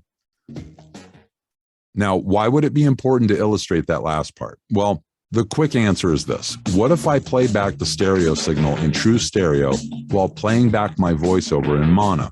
Would that give you the impression that the voiceover is much clearer because it's running right down the middle? Well, maybe it does, maybe it doesn't. But what if I were to keep the same track and voiceover going and switch between the stereo versions and the full mono output versions, meaning that everything was recorded and played back in mono, and then I switched between the two and then spoke a few words to get the point across, and then switched back to a full mono mix for a bit and said a few words, and then switched back to the full stereo mix and played that back for a while so your ears and brain can get a good idea of what I'm laying down here. All right? I'm sure you get the basic idea. And by the way, if you're wondering if what I just did, even at that very basic level, is one of the big so-called secrets behind mixing for multimedia or anything else, well, you'd be spot on. Okay. So for those of you who could hear it, when it switched to mono, the voice got buried. All right. For those who have headphones, you're going to notice the biggest difference, but you can even notice on an iPad the difference. Okay, so everything gets pushed right towards the middle, and then that's not what we want. We don't want everything. That's like, imagine being at a live concert. You would hear the bass over here, you would hear the guitar over here, everything would be separated, right? You'd be able to tell where everything's coming from. You'd have a sense of what we call mixing space, which is what this particular lesson is called, mixing space, a deep dive. And it's all about teaching you how to bring something in and make it sound great and do it easily. And by the way, I've won tons of auditions by just bringing in a music bed that I knew was going to be good for my voice and having it as my second audition, and then get hired to do the entire project. Not just that part, but even to go as far as handling all of the video editing as well as the after effects. So the value add of having an alt skill like this cannot possibly be overstated, because when you can make your own stuff and put it together and put it out there, if I'm sitting here for 20 minutes and they're paying me $500 to take care of that part of it, I'm not going to be mad about that. Okay. So anyway, hopefully people could hear the it. VO tech guru. I saw some, oh my God, things go up. So it looked to me like people could hear what was going on there. Okay. But yeah, but that gives you an example of why it is that you want to have that dynamic range and by the way, what you heard was that it normalized to -3 dB, just a little bit of compression overall. Okay. No big deal. And just letting it slide through, and it sounds better than 95% of what's out there. And there are two total tracks going on. Okay. Right. And so, you know, if someone wants you to do something, like send it in at 18 or RMS or whatever, just so do it. Basically when they're asking for that, then they're just asking us to raise the lower and like lower the louder parts and kind of keep this so the dynamic range is smaller so that our average level is around -18, correct? Yeah, but it's because they misunderstand something. What they're trying, like, personally, when I see that, I'm like, man, you really want me to jack up my really intimate moments and then really lower the loud moments. And I feel like it takes away from the essence of what the storytelling, the dynamics as you talk about. Here's why ignorance is so dangerous. Here's what they're trying to tell you is to get your RMS levels between -18 and -23. That's what they should be telling you. But right. Instead, what they're telling you is make it hover around -18, which is incredibly like disruptive and confusing. It is. Right? It is. So what they're trying to tell you is to get your RMS between -18 and -23. And some will even tell you, no, that's not what I mean. It's like, actually, dude, yes, that's exactly, what you mean. And normalize to -3 dB. Okay, right. That's exactly what you want for what it is that you're doing. Okay, so they just don't know about it. Right. Yeah. And then since we're talking about, you know, recording levels and so forth, I'm just going to throw this in before we move on. Well, I'm going to answer two. So Megan, when you're asking your question about RMS and Audacity, are you wondering how to measure your RMS and Audacity, or are you wondering how to use RMS to get your levels? If you could clarify that for me, just type another question, that would be great. And then Rochelle asks, for example, in animation, sometimes you're like really, really quiet and then you go really loud. Mm-hmm. And so she's wondering if, is there a way to just record, should we just record that as is and make sure our loud part is the one that we're measuring when we're doing our gain, or do we need to adjust our gain midway, or is there another way to record that? Like if you have like some kind of preset or something. Sure. Well, I can just show you in real time. Let me turn my compressor off to make sure that it doesn't affect anything. And by the way, guys, disregard the man behind the curtain right now, because everything that you're seeing here is just going to do nothing but confuse you. Okay. And also, so this is for Tim. This is where Tim comes and works his magic, and it's very specific for Tim. You try to take a picture of this and set it up and get this plug in and do it. You'll sound. It's not going to work for you. Yeah. It's not gonna work. So you see how I'm coming in too loud and I'm clipping right now, right? And I'm okay. So what I would do in this scenario is I would simply take my output gain and get it to where it needs to be, so that when I come back into my recording and I'm getting louder like this, well, that's the answer. Now I'm done. Okay. And so now they're wanting me to go back to where I was before, and okay, fine, not a problem. All I'll do is I'll just open my thing and I'll put my output where it was before, and you know, now I'm back to my normal read where I'm supposed to be. Let me turn my compressor. What do you recommend for, like, example, you have to go from loud to quiet in a single sentence, so there is no break? Well, Does that make sense? at that point, you just do that dynamically with your voice like this, So you would measure on the loud side to make sure that you're not But blowing set out your the gain for meter. the loud side and then Right. and Yeah. then go up to that. I've never been Yeah. asked that question, and that is a great question. Hey, Rochelle. Let me write that down for my blog, because by the way, guys, I'm going to start blogging. Yes, you are, because you do I did- everything. I did. Well, I did this one thing about women and tech, and I didn't realize, because some gal I met with, she was like, "Thank you for not mansplaining that to me," and I was like, "You're welcome." And then I had to look up what mansplaining was, and I didn't realize that was a thing. And once I was reading about it, I was like, made me sick to my stomach. So I wrote this thing about on my Facebook page, and made a lot of ladies cry, unfortunately, but also fortunately too, because I just said, look, we're good at the things that we're interested in. And a lot of you are brought up to think that, hey, sweetheart, don't worry about it, I'll handle it. Well, that's a bunch of crap. If you know how to use an iPhone and you're on Instagram or Facebook, then my course, for instance, which is all about kicking the tech gremlin out of your life for good, you're going to ace it. It's not going to be hard at all. Like I said, and I realize I'm mixing metaphors here. Okay. It's not rocket surgery. All right. Excellent. But I'm going to be posting that from my Facebook page. And I'm glad we're having this discussion, because I'm going to write this down, because I do need to start blogging. But on that one, what was it? What you said was adjust for, So the question adjust for the louder part. Yeah. Yeah. So it's one sentence and it's you start quiet, and in the same sentence you get really loud. Yeah. How should you handle recording that? What an awesome question. And we do have she says, yay for blogging. Rochelle's can't wait. Yeah. And we do have a Q&A inside the course as well, where you can not only ask the question inside the course itself, and usually your question's already going to be answered there in that lesson anyway. And there are quizzes after each lesson. And don't worry about quizzes. For those of you who sweat quizzes, you just need to get a B, and they're really not that hard to pass. But the Facebook group is really what's most important, because not only is it searchable and has over 500 plus members in it, it's searchable. But usually when you ask a question, you're asking me, like, Tim, I'm having this problem. What's funny, and this started happening around 150 students in, is the question was getting answered correctly like 4 or 5 times before I even had a chance to see the question.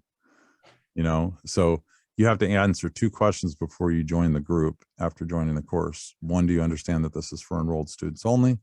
And then 2, basically it boils down to, do you agree to not be a butthead?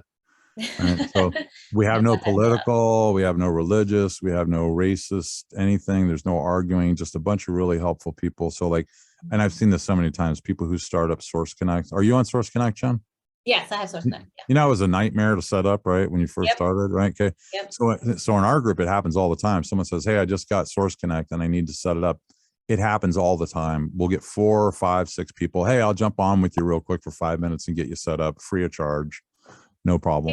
Yeah. Why? Everybody's so helpful. Yeah. Why hire me at $200 an hour to tell you you've got a bad mic cord, when you can get the questions answered for free? So you get a lifetime, and it's evergreen. The course is evergreen, as well as the Facebook group. So you can go back and watch it as many times as you want. And I continue to add to the course all sorts of stuff. We have contests like Sibilant Slayer and stuff like that, fun stuff like that. So anyway, for what it's worth, I wanted to give that an honorable mention, because it's definitely a huge value add. Yeah, and it's very, very, very huge. And it's and that particular question right there, I can't believe that I've never been asked that question. That's a great question. See, so awesome question. Awesome. So I'm going to ask one more, because I do want to talk about people do have some questions about interfaces, but I want to ask. So 2 things before. And so Megan is asking, how does she find peak normalization RMS in Audacity? Do you happen to know that offhand, or is that something I can look up and get back to? I can always look it up and get back to you, Megan. I can just show you real quick. There we go. See, there you go. And then while you're looking that up, the second question I want to talk about is noise gates. Do you ever use them? What are your thoughts? Is there a difference between a noise gate and a downward expansion? Yep. You don't want to use noise gates, because what noise gates do is they're for guitarists like me who are up on stage, who once it gets to level X, you can't have this buzzing guitar, right? So it needs to cut the audio off completely, right? What a downward expansion or downward expander does, which it's in Audacity, it's built in, It's in Adobe Audition. It's in just about every DAW out there. Digital Audio Workstation, by the way, for anyone who doesn't know what the acronym DAW We means. talked about that last week. Okay, yeah, a lot of people don't. A lot of people don't know, so I mentioned it. It's not meant to insult, but anyway. So in Audacity, I actually, you know what? I just realized something. I do this. I'm going to be releasing Booth Build 3 here soon. So let me show you, because this will probably answer your question better than what I was about to show you possibly. Let's see. Do I have it in here? Oh, that's how to create keyboard shortcuts in Audacity. Okay, I had a video on there. All right, so let me just show you the answer then. So when you come in here, we have what we call macros, right? So you can go to tools, go to macros, and then, like, let's say I want to build something, you know, to run this process, right? I'm going to call it, you know, I'll just call it norm for now, because why not? All right, so what I'm going to do is I'm just going to insert an effect into here, and I'm going to be looking for normalization, right? So yeah, they're all labeled. The thing about Audacity is it doesn't always, like if you bring in RX or something, it will put it out of place. Okay. Oh, noise gate. Right. Yeah. So this noise gate is misleading, by the way, because it actually has downward expander in it. And I didn't get to finish saying what I was saying. So basically, think of a downward expansion as having an audio engineer who can see into the future and who's writing your fader. And right before you talk, they turn the volume up to proper levels, and then right when you finish, they turn it down, so your noise floor goes way down, right? And then when you talk, it's open again and then down, right? But not immediately. It's just done in such a, it's an elegant solution, in other words, right? So you get a much lower noise floor by just having this downward expander in it. And I know that's a confusing term, expander. It's weird. Okay, but that's what it's all about, right? So anyway, if I wanted to normalize and include this inside of here, I would just add the parameters, right? And I would say, okay, well, I want this particular macro to, you know, normalize everything to -3 dB. Okay, and that's what this macro is going to be called, right? And so it's now called norm. You see that, right? Okay, so do you want to save the changes? Yes, I do. Okay, so what do I want to do now? I know that they changed some things in here, but I don't think they changed this. Go to keyboard. I'm going to search for norm. Apply macro. Okay, so this is what it is that I want to do. Okay, I want to apply the macro. And what I want to do, let's see here. I think I need to specifically, yeah, okay. And I'm going to set it to, I don't know, N for normalize, and I'll set that to the shortcut. How's that sound? Okay, and so now I'll just start recording and blah, blah, blah, blah, blah, and I'm saying this, that, and the other thing, and apparently I have a stereo. I didn't start a mono file here. Let me do that real quick. Always record in mono, by the way, unless you're specifically told to record in stereo. There's a reason why, okay? It's not doing it, so it doesn't matter. So I'm just going to say what it is that I had to say for now, and I'll fix this channel problem later. It's set up incorrectly, apparently. All right, so let's say I'm done with my VO, right? And I run my macro process with my RX and all that other kind of stuff. But in this particular case, all I really want to do is normalize it, right? So I'm going to select all of the audio. I'm going to click N, and it's done. It's normalized to -3 dB. That's it. We're done. Great. And then how do they find their RMS in Audacity? That is a plugin that you download called ACX Check, right? So you can, I'm not sure that I have it here I have it in Twisted Wave, but I'm not sure I have it in here, but that's easy enough to find online. And then you just basically dump it in that thing, and it tells you whether or not you've made it. Now, if you haven't, what we do is we create a keyboard shortcut for you that just barely compresses it and then lifts it back up to -3 dB until you hit the mark, and then you're good to go. So now you don't have this overly scrunched audio. You still are very dynamic. You're meeting the RMS values, plus you're normalized at -3 dB. And does it get any better than that? Nope. No. It just doesn't. And then I know in Adobe, though, there is, it's already, as you saw earlier, guys, it's you can amplitude check, and you just scan it and you can see all the, different stats on your audio. So, Yep. great. All right. So we answered the noise gate question. Great, great, great. So then what I want to talk about now is, and we'll probably start wrapping it up soon, guys, because I do want to honor Tim's time. What I will do is I will try to, any questions that aren't answered, I will personally reach out and see if he has a moment and I will answer them for you. Yeah, I'll get him in. All right, so can we talk about some interfaces? So some of the questions that I saw is, do you have a preferred audio interface? Well, this one was talking about if you have a preferred audio interface with your mic technique, but your mic technique should be with every interface, guys, doesn't matter. Yep. Do you have a preferred interface? And then there was and then Astrid had looked into an Apollo Twin, but had heard that it does not work well with PC. Do you need to have an iOS device computer if you want to use an Apollo Twin? It will work well with a PC if you have USB-C capabilities. If you don't have USB-C, that is a form factor, by the way, guys. It is a, let me just find, so I'll find a cord here real quick to show you. Look at the autofocus on this bad boy. Is that cool or what? Oh, wow, that's incredible. Jeez. Sharing my screen. Yeah, okay, so can you see the end of that there? Move it forward a little bit. Am I pointing it in the right direction? I'm seeing your hand more, maybe, but there it is. Go Yeah. back up. It's in a weird position. Let me get my hand out of the way, and then that way you can see the. Maybe move it down a little. I'm not sure.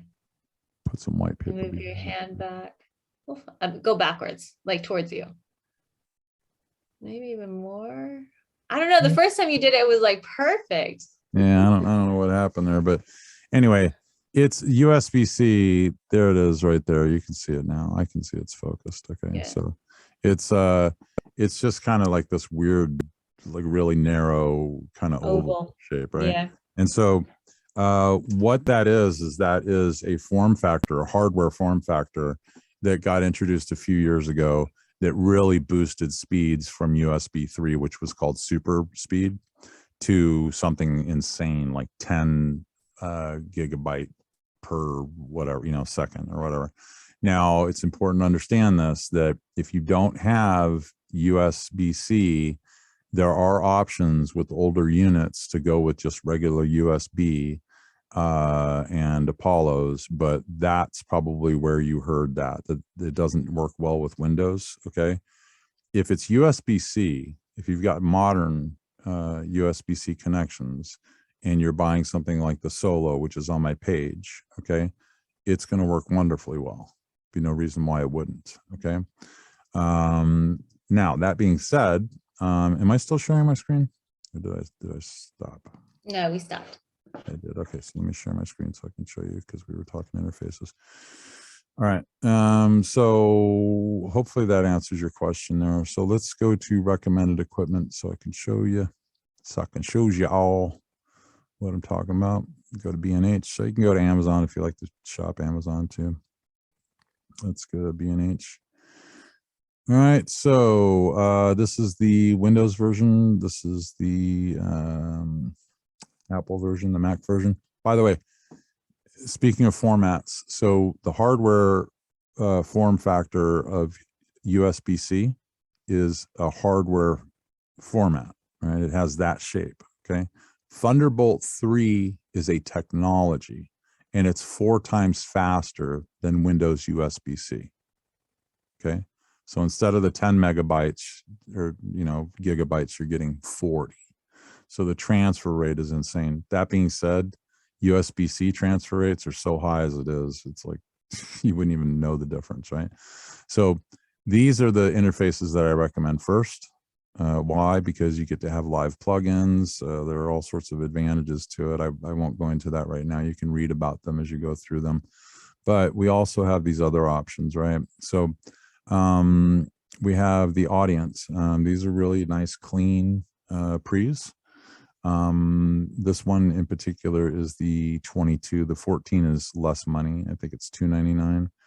I only recommend Megami cables. They're quad shielded. That's all I'm going to say about that. And interfaces outside of that, do I recommend a 2i2? No. Would I recommend a Solo? No.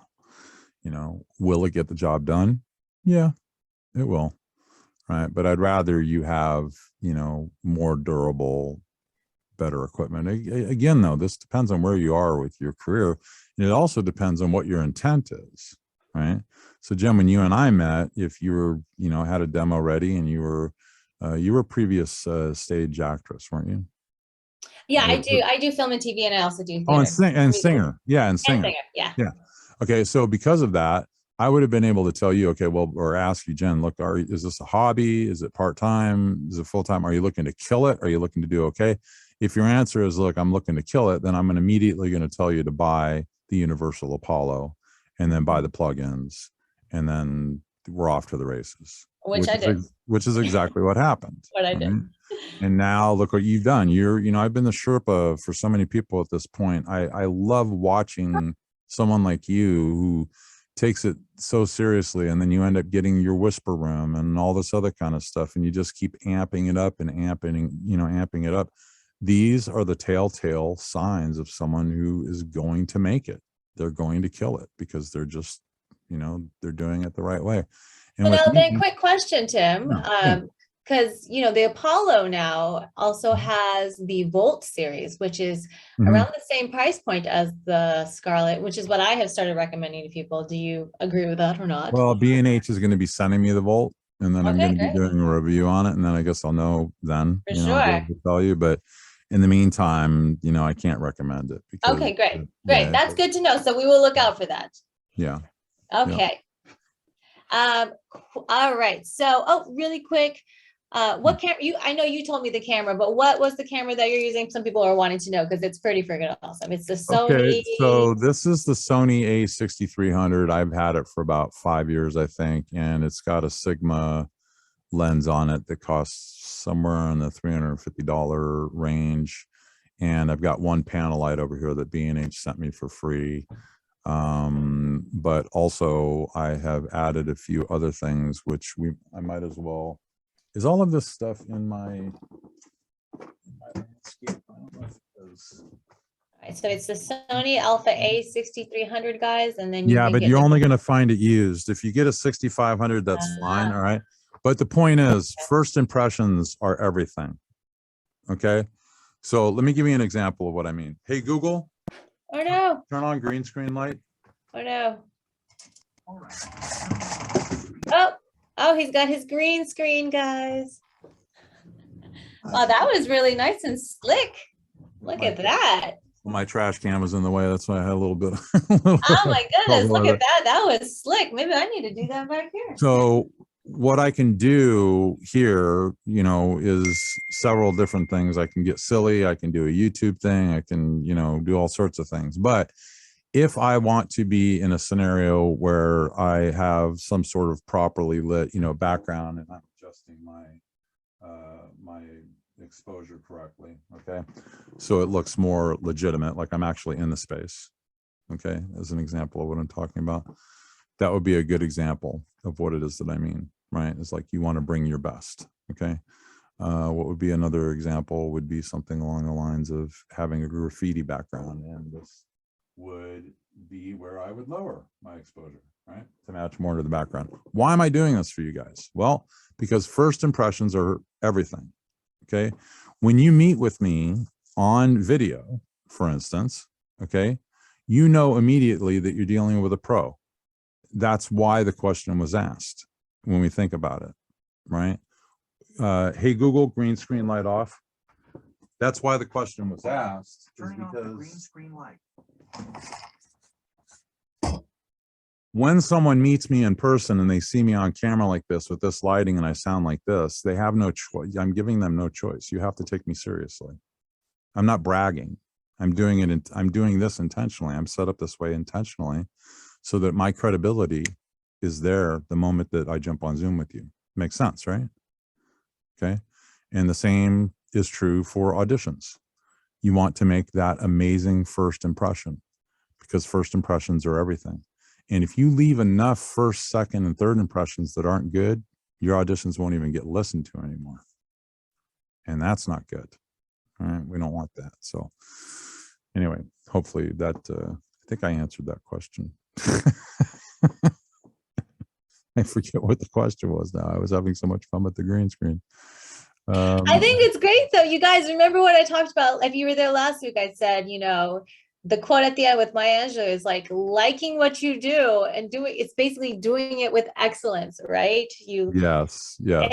If you're passionate about something, let's do it with excellence. So, if voiceover is your path, yes, it's an investment. It doesn't have to be, you can start small and then get to the Apollo Twin X with the Sennheiser or the 103 or any microphone that is fit for you. But start where get what you can get the best bang for your buck, but don't start with a USB mic because no professional studio is going to take that seriously, honestly. Yeah. Well, I mean, you not. Usually, unless you have someone on board like me who's going to tee you up properly, but if you're trying to do that, if you're trying to do it live, though, usually it's going to be a little difficult to again, a lot of it depends on your acoustic space and how good of a performer you are. But a very important question was asked here. How much does it cost to get a preset? It doesn't seem listed on your website.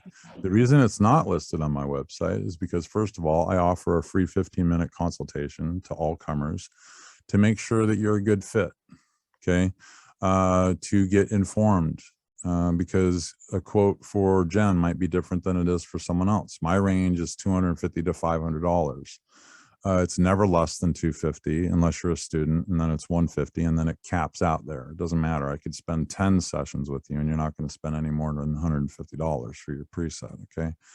But sometimes it does go over 500 because there was an unknown. Like the person didn't tell me that they had, had sheep next door or something that were constantly, or whatever. We had to figure out how to handle that.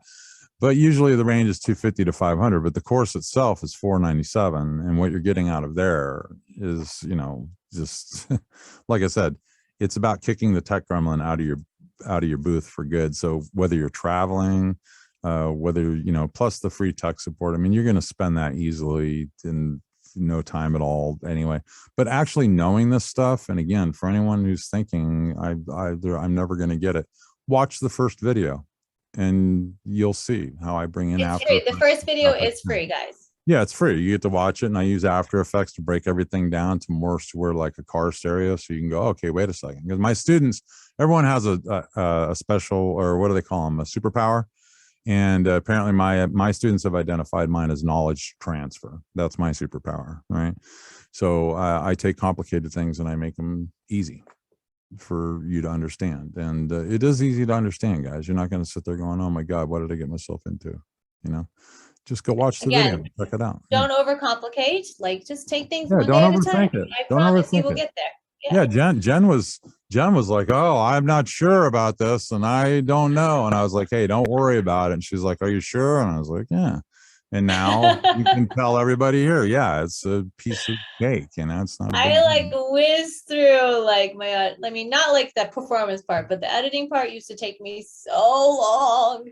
Yep. Now it's just like boom, boom, boom. I got my system done, boom, done. So I can spend more time on my performance. She can edit like a ninja, and that's it. And that's something that I teach people who are students who do take me on for presets, is I teach them how to edit like a ninja. So you're going to get a minimum 3-to-1 increase, but usually around 5-to-1. It's usually a 500%. So in other words, if there's another Tim, exact same Tim on the other side of the planet, and I'm kicking out 3 times the auditions or 5 times the auditions, or knocking them out 300% to 500% faster, I'm going to eat that Tim's lunch every single day. It's just the math, right? Simple math. It's what it is. Are you okay to answer about 2 more questions? Yeah, whatever, man. Okay. So Hesham asks, and I may have to have you come online, Hesham, to ask this question. Is it okay to have 2 separate mics in my main studio, or one in your main studio, one on the go with similar levels of quality, or is this a problem for studios when casting? Are you saying for one project, Hesham? You're saying, while that person is clarifying, I'm going to go use the restroom and I'll be right back. Okay. Perfect. Right, Hesham, I'm going to, if you're able to, hold on. Why is my thing? I'm going to pop you on eventually to, where are you? I'm not seeing you. Are you not? Maybe he left. Oh, he left, guys. I don't know the answer or the question he's trying to ask. Exactly. So we'll ask a different one. Okay. I know you guys can only hear me and I can't hear you, but I guess throw some thumbs up, hearts, celebrate. I hope this has been of value to you and that you are learning a ton of stuff. There's a reason why I brought Tim. He literally is one of the most giving people I know. I mean, I've reached out to him in the midnight hour, like, oh my God, what is this buzzing sound? When I got because I had added a mic to my setup, and he was just like, okay, Jen, I'm hopping on right now. And he got on Zoom with me. He was like, oh, I see. Okay. You just have to do this, this, and this. And literally in 5 minutes. I mean, he's just one of the most giving people. I do highly recommend, Rochelle wants to be a ninja. Yeah, girl. You're so welcome, Rebecca. Have fun with the kiddos. And I'm so glad it's been informative. Yeah, he's great. And again, if you, there's no pressure to do his course or whatnot, but if you do join the Facebook group, it's, I mean, just a wealth of knowledge, and everyone really does just hop on, like if you have a question, to answer all your questions. And if they don't, Tim, and he has a great, I think 1 or 2 guys that also help with tech stuff as well. Just wonderful people. And then we have here, you've had clients ask you to make everything the same volume. So can you just clarify that for me? Are you saying or did you leave as well? Maybe they left as well. That's okay. Okay. Oh, you're muted, Tim. Okay, I'm back. Yay! Oh, wait, I'm not supposed to use my normal voice. So. Okay, cool. So the question was what now? I think Hesham had to leave, so I'm not really sure. I'm thinking he's saying if he has 2 separate mics, one for his studio, one for on the go with similar levels of quality, is it a problem for casting if he's gets cast in a project, I guess, and he's not using the same mic, or if it's just auditioning, I guess? Well, it depends. Not sure. If it really depends. So the answer, and man, I hate saying depends. I hate it when people say that, but like if you have an agent, sometimes you can audition from an iPhone in a bathroom in an airport station and get the job, right? If you're in a hotel, for instance, to give you an example, if I'm understanding the question correctly here, Joe Cipriano has this thing, I call it the sip tent, he calls it MacGyvering, whatever, but basically he uses the ironing table and puts it up on the desk there, and puts pillows and blankets and all this kind of stuff, and creates his own little booth, right, in order to do his thing. And in his case, he takes his Apollo with him. I always take my Apollo with me, but if I have to take a USB with me, I will use my I don't even remember what the heck it's called. It's on my website, guys. If you want to look at it, it's the oh, you know what it is. What is it? The Apogee Hype mic? Yeah, the Apogee. Yeah, the Apogee. Yeah, that's the one I use as well for my on-the-go auditions. Yeah, I told everyone when I was in Costa Rica a couple weeks ago, I popped it under some pillows and blankets, and that's how I use it. You went to Costa Rica? I hate you. I did. It was amazing. You should totally go. Hey, cable question. Should they be loose and fall naturally? So normally, I wouldn't have mine like this because I don't normally switch out mics in the middle of a session, but I got ready for this one, right? What you don't want to do is can you see this? The end of my... Yes. Okay, you don't want a hard bend like that, okay? You want it nice and relaxed. If you can give it a little bit of slack or whatever, so it kind of, rests, and then you bend it upwards or something like that, that's best, because this area right here over time will easily disconnect the wires from the pins and or the sockets, depending on which side you're on, right? But you definitely don't want tension on those. Another thing, when you're putting cords away, roll it up and look it up online if you need to, like a sailor rolls rope, okay? Nice and loose. You don't want some tightly bound, type of thing going on, right? You want something nice like this, nice and loose and relaxed, okay? And just keep twisting the cord until it, falls into place, et cetera, et cetera. So when you're storing cords, those are really important things, because and that's why I recommend Mogami, actually, is because even though they're expensive, they're like, you could easily spend $50 to $60 for a Mogami cord, but I'd rather spend that and have a cord last 10 times longer, and spend 4 times more. Plus, not having to look through everything and its mother to figure out what the problem is. I can eliminate at least 90% of it by knowing that I have Mogami cords, right? They're also quad shielded, right? What does that mean? It means they have 4 times the shielding that most cables have, which means radio frequencies, etc., can't make their way into your signal. And that's really important, okay, to have that kind of isolation. So, yeah. Excellent. What is, and then there was another question about which the difference between the 297 and the 497. Mm-hmm. So the difference is the 297 one is and now the question disappeared. Okay. Oh, sorry, I thought you were answering it live. Oh, okay, gotcha. Okay. So basically, the question was, what's the difference? No, between the two? I thought they erased it. Like, oh, I figured out the difference. No, So, I did that. So the difference is that the mixing for audio course, and by the way, if you're a student, you can get into that course. I offer a discount for students who are in the Audition Ready online course. Okay. But that price is going to continue to go up. This is what we call dripping content in the learning industry. Okay, is you offer it at a lower price, and then you drip content and increase the price over time, right? So, but to answer the question, I had to give you that little preamble so you understand properly. To whomever asked the question, I believe it was anonymous, but here's the thing: the 497 course gets you fully in the know as far as like how everything in its mother works, from EQ to compression to downward expansion and way beyond, acoustics, levels, everything that you would want and need to know. The mixing for audio for multimedia gives you everything you need to know in order to mix anything for multimedia. So whether it's an ad, for instance, for your voiceover stuff, whether it's I don't know, some sort of, like, let's say, I'm sorry, I just got an alarm to take my medication. So sorry about that. Let me do that real quick. I'm proud of you. You're taking care of yourself.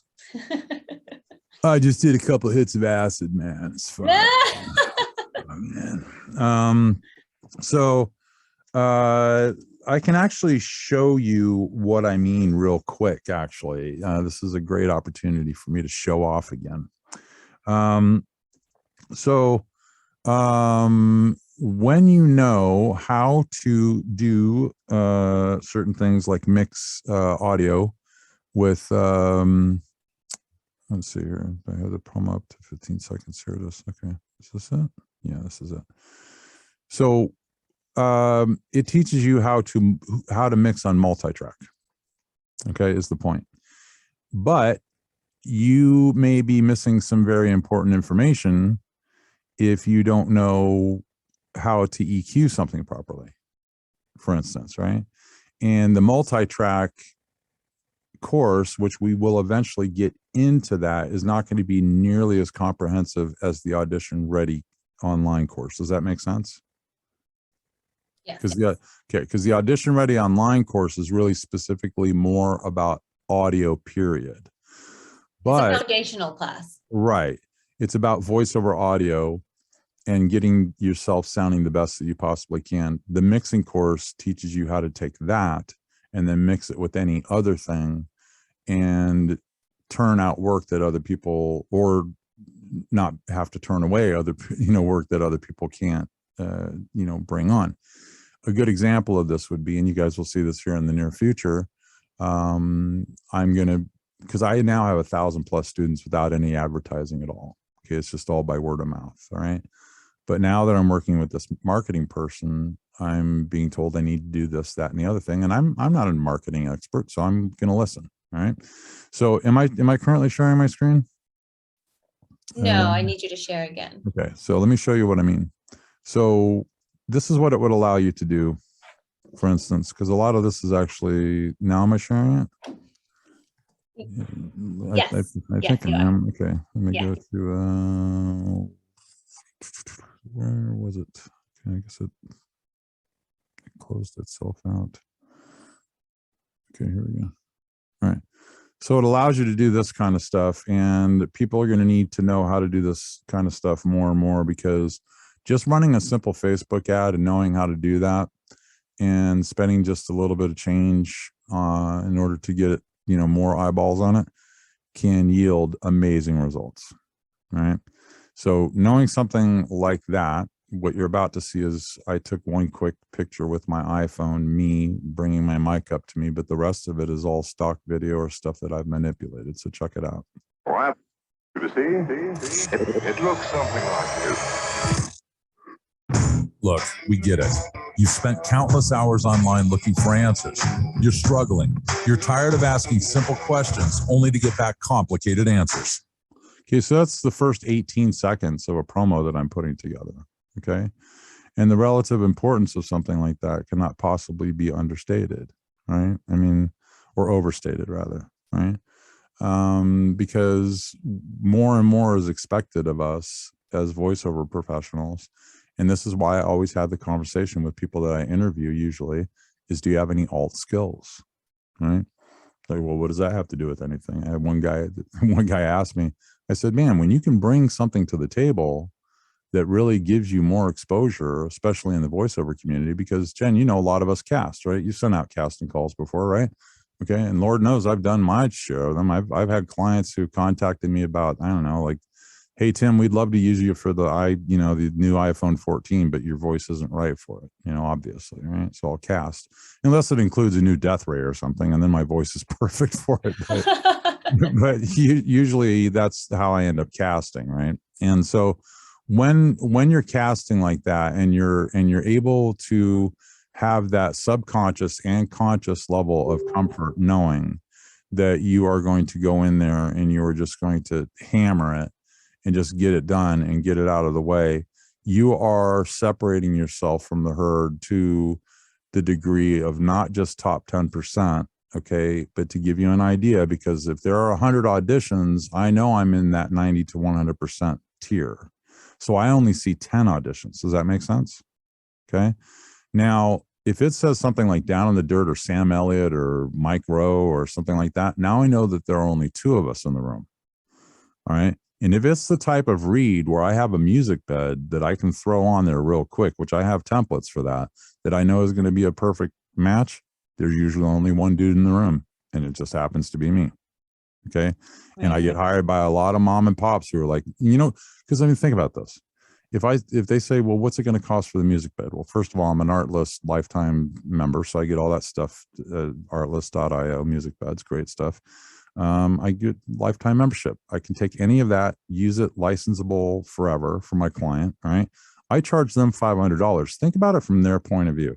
What does it take to even find an audio person that you know is good or can trust or whatever? Okay. If you've got someone who's already proven to you, hey, I know what I'm doing, I'm just going to charge you $500. If it takes me 20 minutes to mix that spot and I make $500, and not only that, but I'm getting paid to do the VO as well. Are you kidding me? Right. And so it's the same vibe as it is with my course, because as you know, I used to teach it one-on-one, and then it took over my life, and I raised it from $750 to $1,000. And then, being the idiot that I am, because I always fail to read the blitz every time I do a podcast, I just get swarmed with, you know, requests. And so I put it online. Right. And I cloned myself, and it actually has turned out to be a better experience for my students overall. Not that they've had bad experiences with me, but the fact that it's evergreen and the Facebook group is there now and all this other kind of stuff, you know, it's fantastic, because now I can work with people one-on-one like you and I do. So when I'm working with you, you and I are texting each other live versus waiting for an email or, you know, something like that. Right. And that's really helped. So, you know, finding a way to help people and get the truth out there, plus monetizing it, does it get any better than that? No way. Man. It just doesn't. So, you know. And I will say, I am still going through the mixing course myself, but as a singer, I often do get, oh, can you sing a verse and a chorus? And here's the music bed, or sometimes that is the audition. And so being able to make myself stand out, even in like recording my audio and then putting their music bed under and making sure the mix is right is wonderful, right? Yeah. Now, are we saying put music under all your auditions? No, we are not. No, no, Okay? no, no, no. No, we are no. not. But we are saying if you are able to do that for, say, an audition where we do require singing, Yep. amazing, right? The Yeah. more you know, the more you know. Well, kind of I'll do it as my second take usually. Like if I know that I've got There like we a go, really it's a second take. badass, yeah, like it's a perfect fit. I'll just say, you know, Tim Tippets 2 takes, and I'll do the first one dry, and then the second one has a music bed, and they're like, that just happens to be a great match, right? And so, can you just do the whole thing, right? So, Yeah. you know, and really, I mean, again, it doesn't get any better than that, you know. Right. But from your perspective and your art list, that was art list. Okay, so it's art list list.io. There we Okay. go. And the reason that I have a lifetime subscription is because, and I don't know if they're doing this, but when you refer someone, you'll get like a month free. And then if you refer 2 to 3 people, you'll get 6 months free. But at the time, they were saying if you refer 10 people, you'll get a lifetime membership, right? Oh, nice. And so Artlist is one of those, like, even if you paid monthly for it, it's so worth it to have access to that level of stuff. You know, I compose for film and TV from time to time. And I got to tell you, the difference between having someone at that level who's composing at that level versus, you know, story blocks or, you know, something else where you're just going to get your kind of plain Jane music bed, the difference is night and day. Because these aren't songs that people are hearing on every other ad. So it makes a huge difference. You know what I mean? Excellent. Yeah. Amazing. Amazing. Well, Yeah. there is one more question there in here. I'll just ask it. It's just basically someone says that they've had clients ask them to make everything the same volume. How do you go Mhm. about doing that? Well, so again, volume is an interchangeable term with amplitude, right? So making it the same volume, essentially what they're trying to say is to average out the amplitude, the strength of the signal, right? Because after all, volume on their end depends on how much they turn up or turn down the volume knob, right? But when the same level really needs to be very well defined when someone says that, because that could mean get RMS levels at X.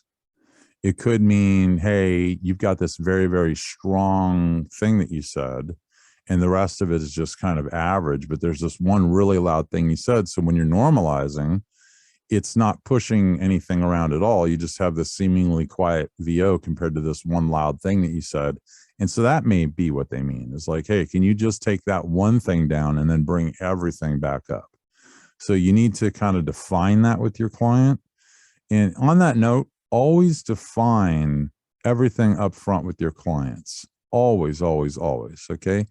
Because the last thing in the world that you want to have happen is to record at, you know, specs X and they actually want Y. Okay. A good example of that would be an MP3 is fine. Well, it turns out that person was not the proper representative to give out the specs.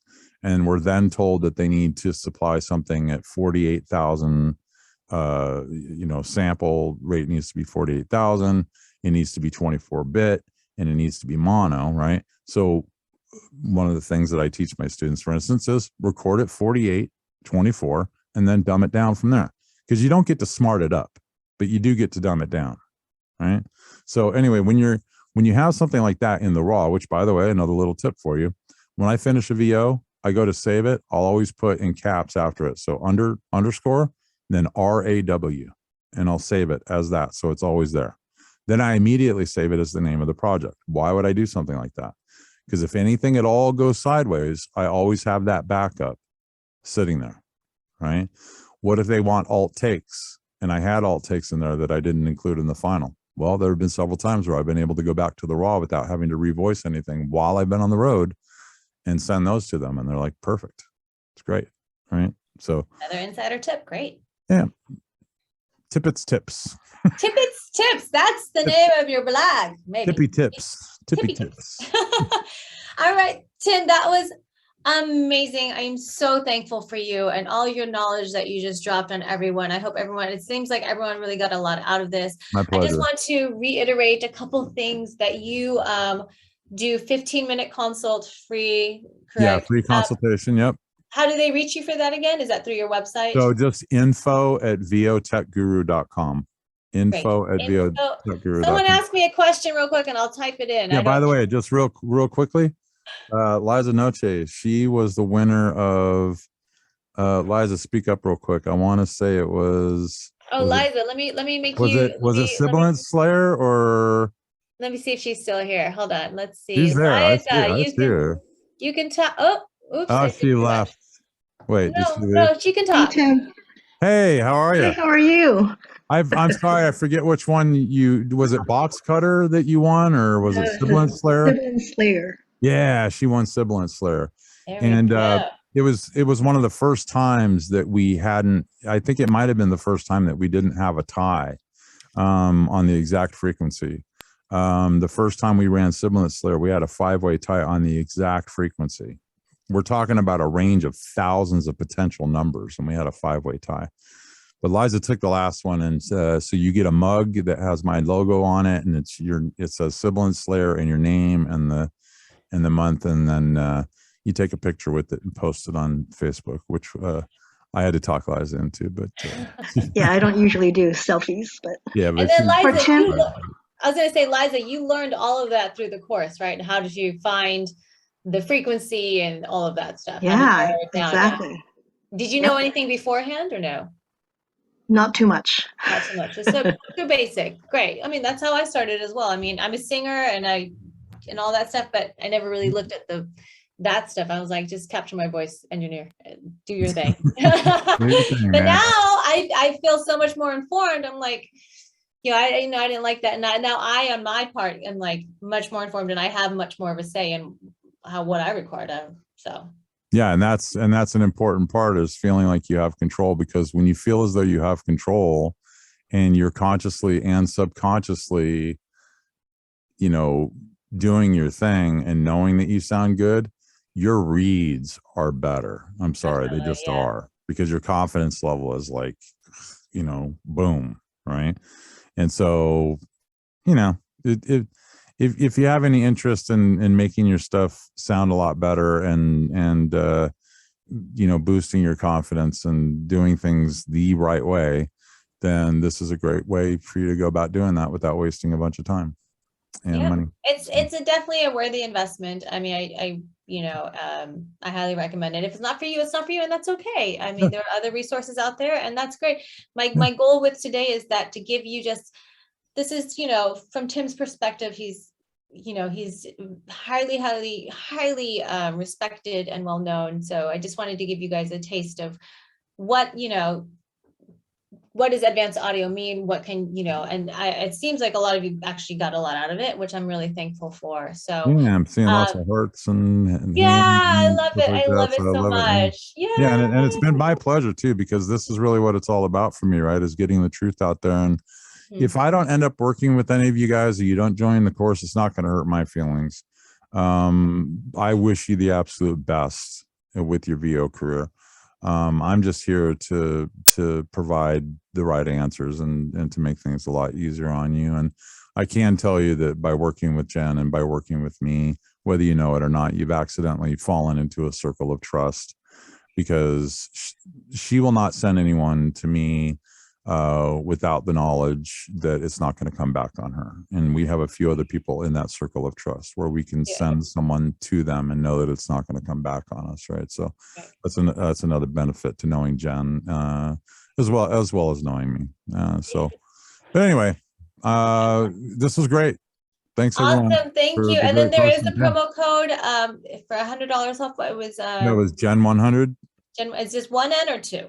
1N. There we go. And then how long will that be good for? I'm gonna make it for like till Wednesday. We'll do Wednesday Of this coming week? Yeah, this coming week. Great. All right, cool. Amazing, Tim. Again, thank you so much for your expertise and most of all, your heart and your passion. I'm sure everyone can attest, they can feel it just by listening to you talk and how much you want people to succeed. So Yeah. thank you so much for your time. And, you know, I know you were like, Tim is always busy. Every time I talk to him, he's like, Jen, I just finished mixing this course and I have this course and I've got this going on and this. I mean, he's a Swiss Army knife is what he is, guys. Well, you know, they say if you want something done, give it to a busy person. So he's always working. So Yeah. again, you know, feel free to reach out to him. info@votechguru.com if you'd like to get your booths assessed or your sound, or if you have like a quick question, if you're just starting out, look, this is my space. Do you recommend this and whatnot? You can at least get an idea. And then if you want to go further, you can go further. Okay, guys. There you go. Did you have anything else you wanted to say, Tim? Or I just wanted to say, you know, thank you for inviting me, and thank you for the compliments, and thank you more than anything. I want to thank you for the opportunity to continue to spread the gospel of what's actually going on, and get rid of all of the opinions. Right. Because Yes. you know what they say about opinions, right? I don't. What do they say? Well, they're like a certain part of your body that's unmentionable, but everyone has one, right? Everyone has an opinion, right? But but being a results-based manager, when I'm able to take someone and educate them, and I get thanked all the time, if it weren't for Tim Tippets, my career would not be what it is. I'm a superstar now and it's all due to him. No, it's not. I happen to know some stuff that you don't, and I'm just passing on that knowledge. You're the one who has to carry the water. You're the one who has to climb the hill. I'm not the one putting in the auditions, right? I'm just giving you some information that you didn't know before that's giving you an advantage. And so when you guys take that stuff and you take it seriously and you succeed, it makes my heart soar like an eagle. And, you know, having that many karma bucks saved up in the bank, it's not hurting my feelings.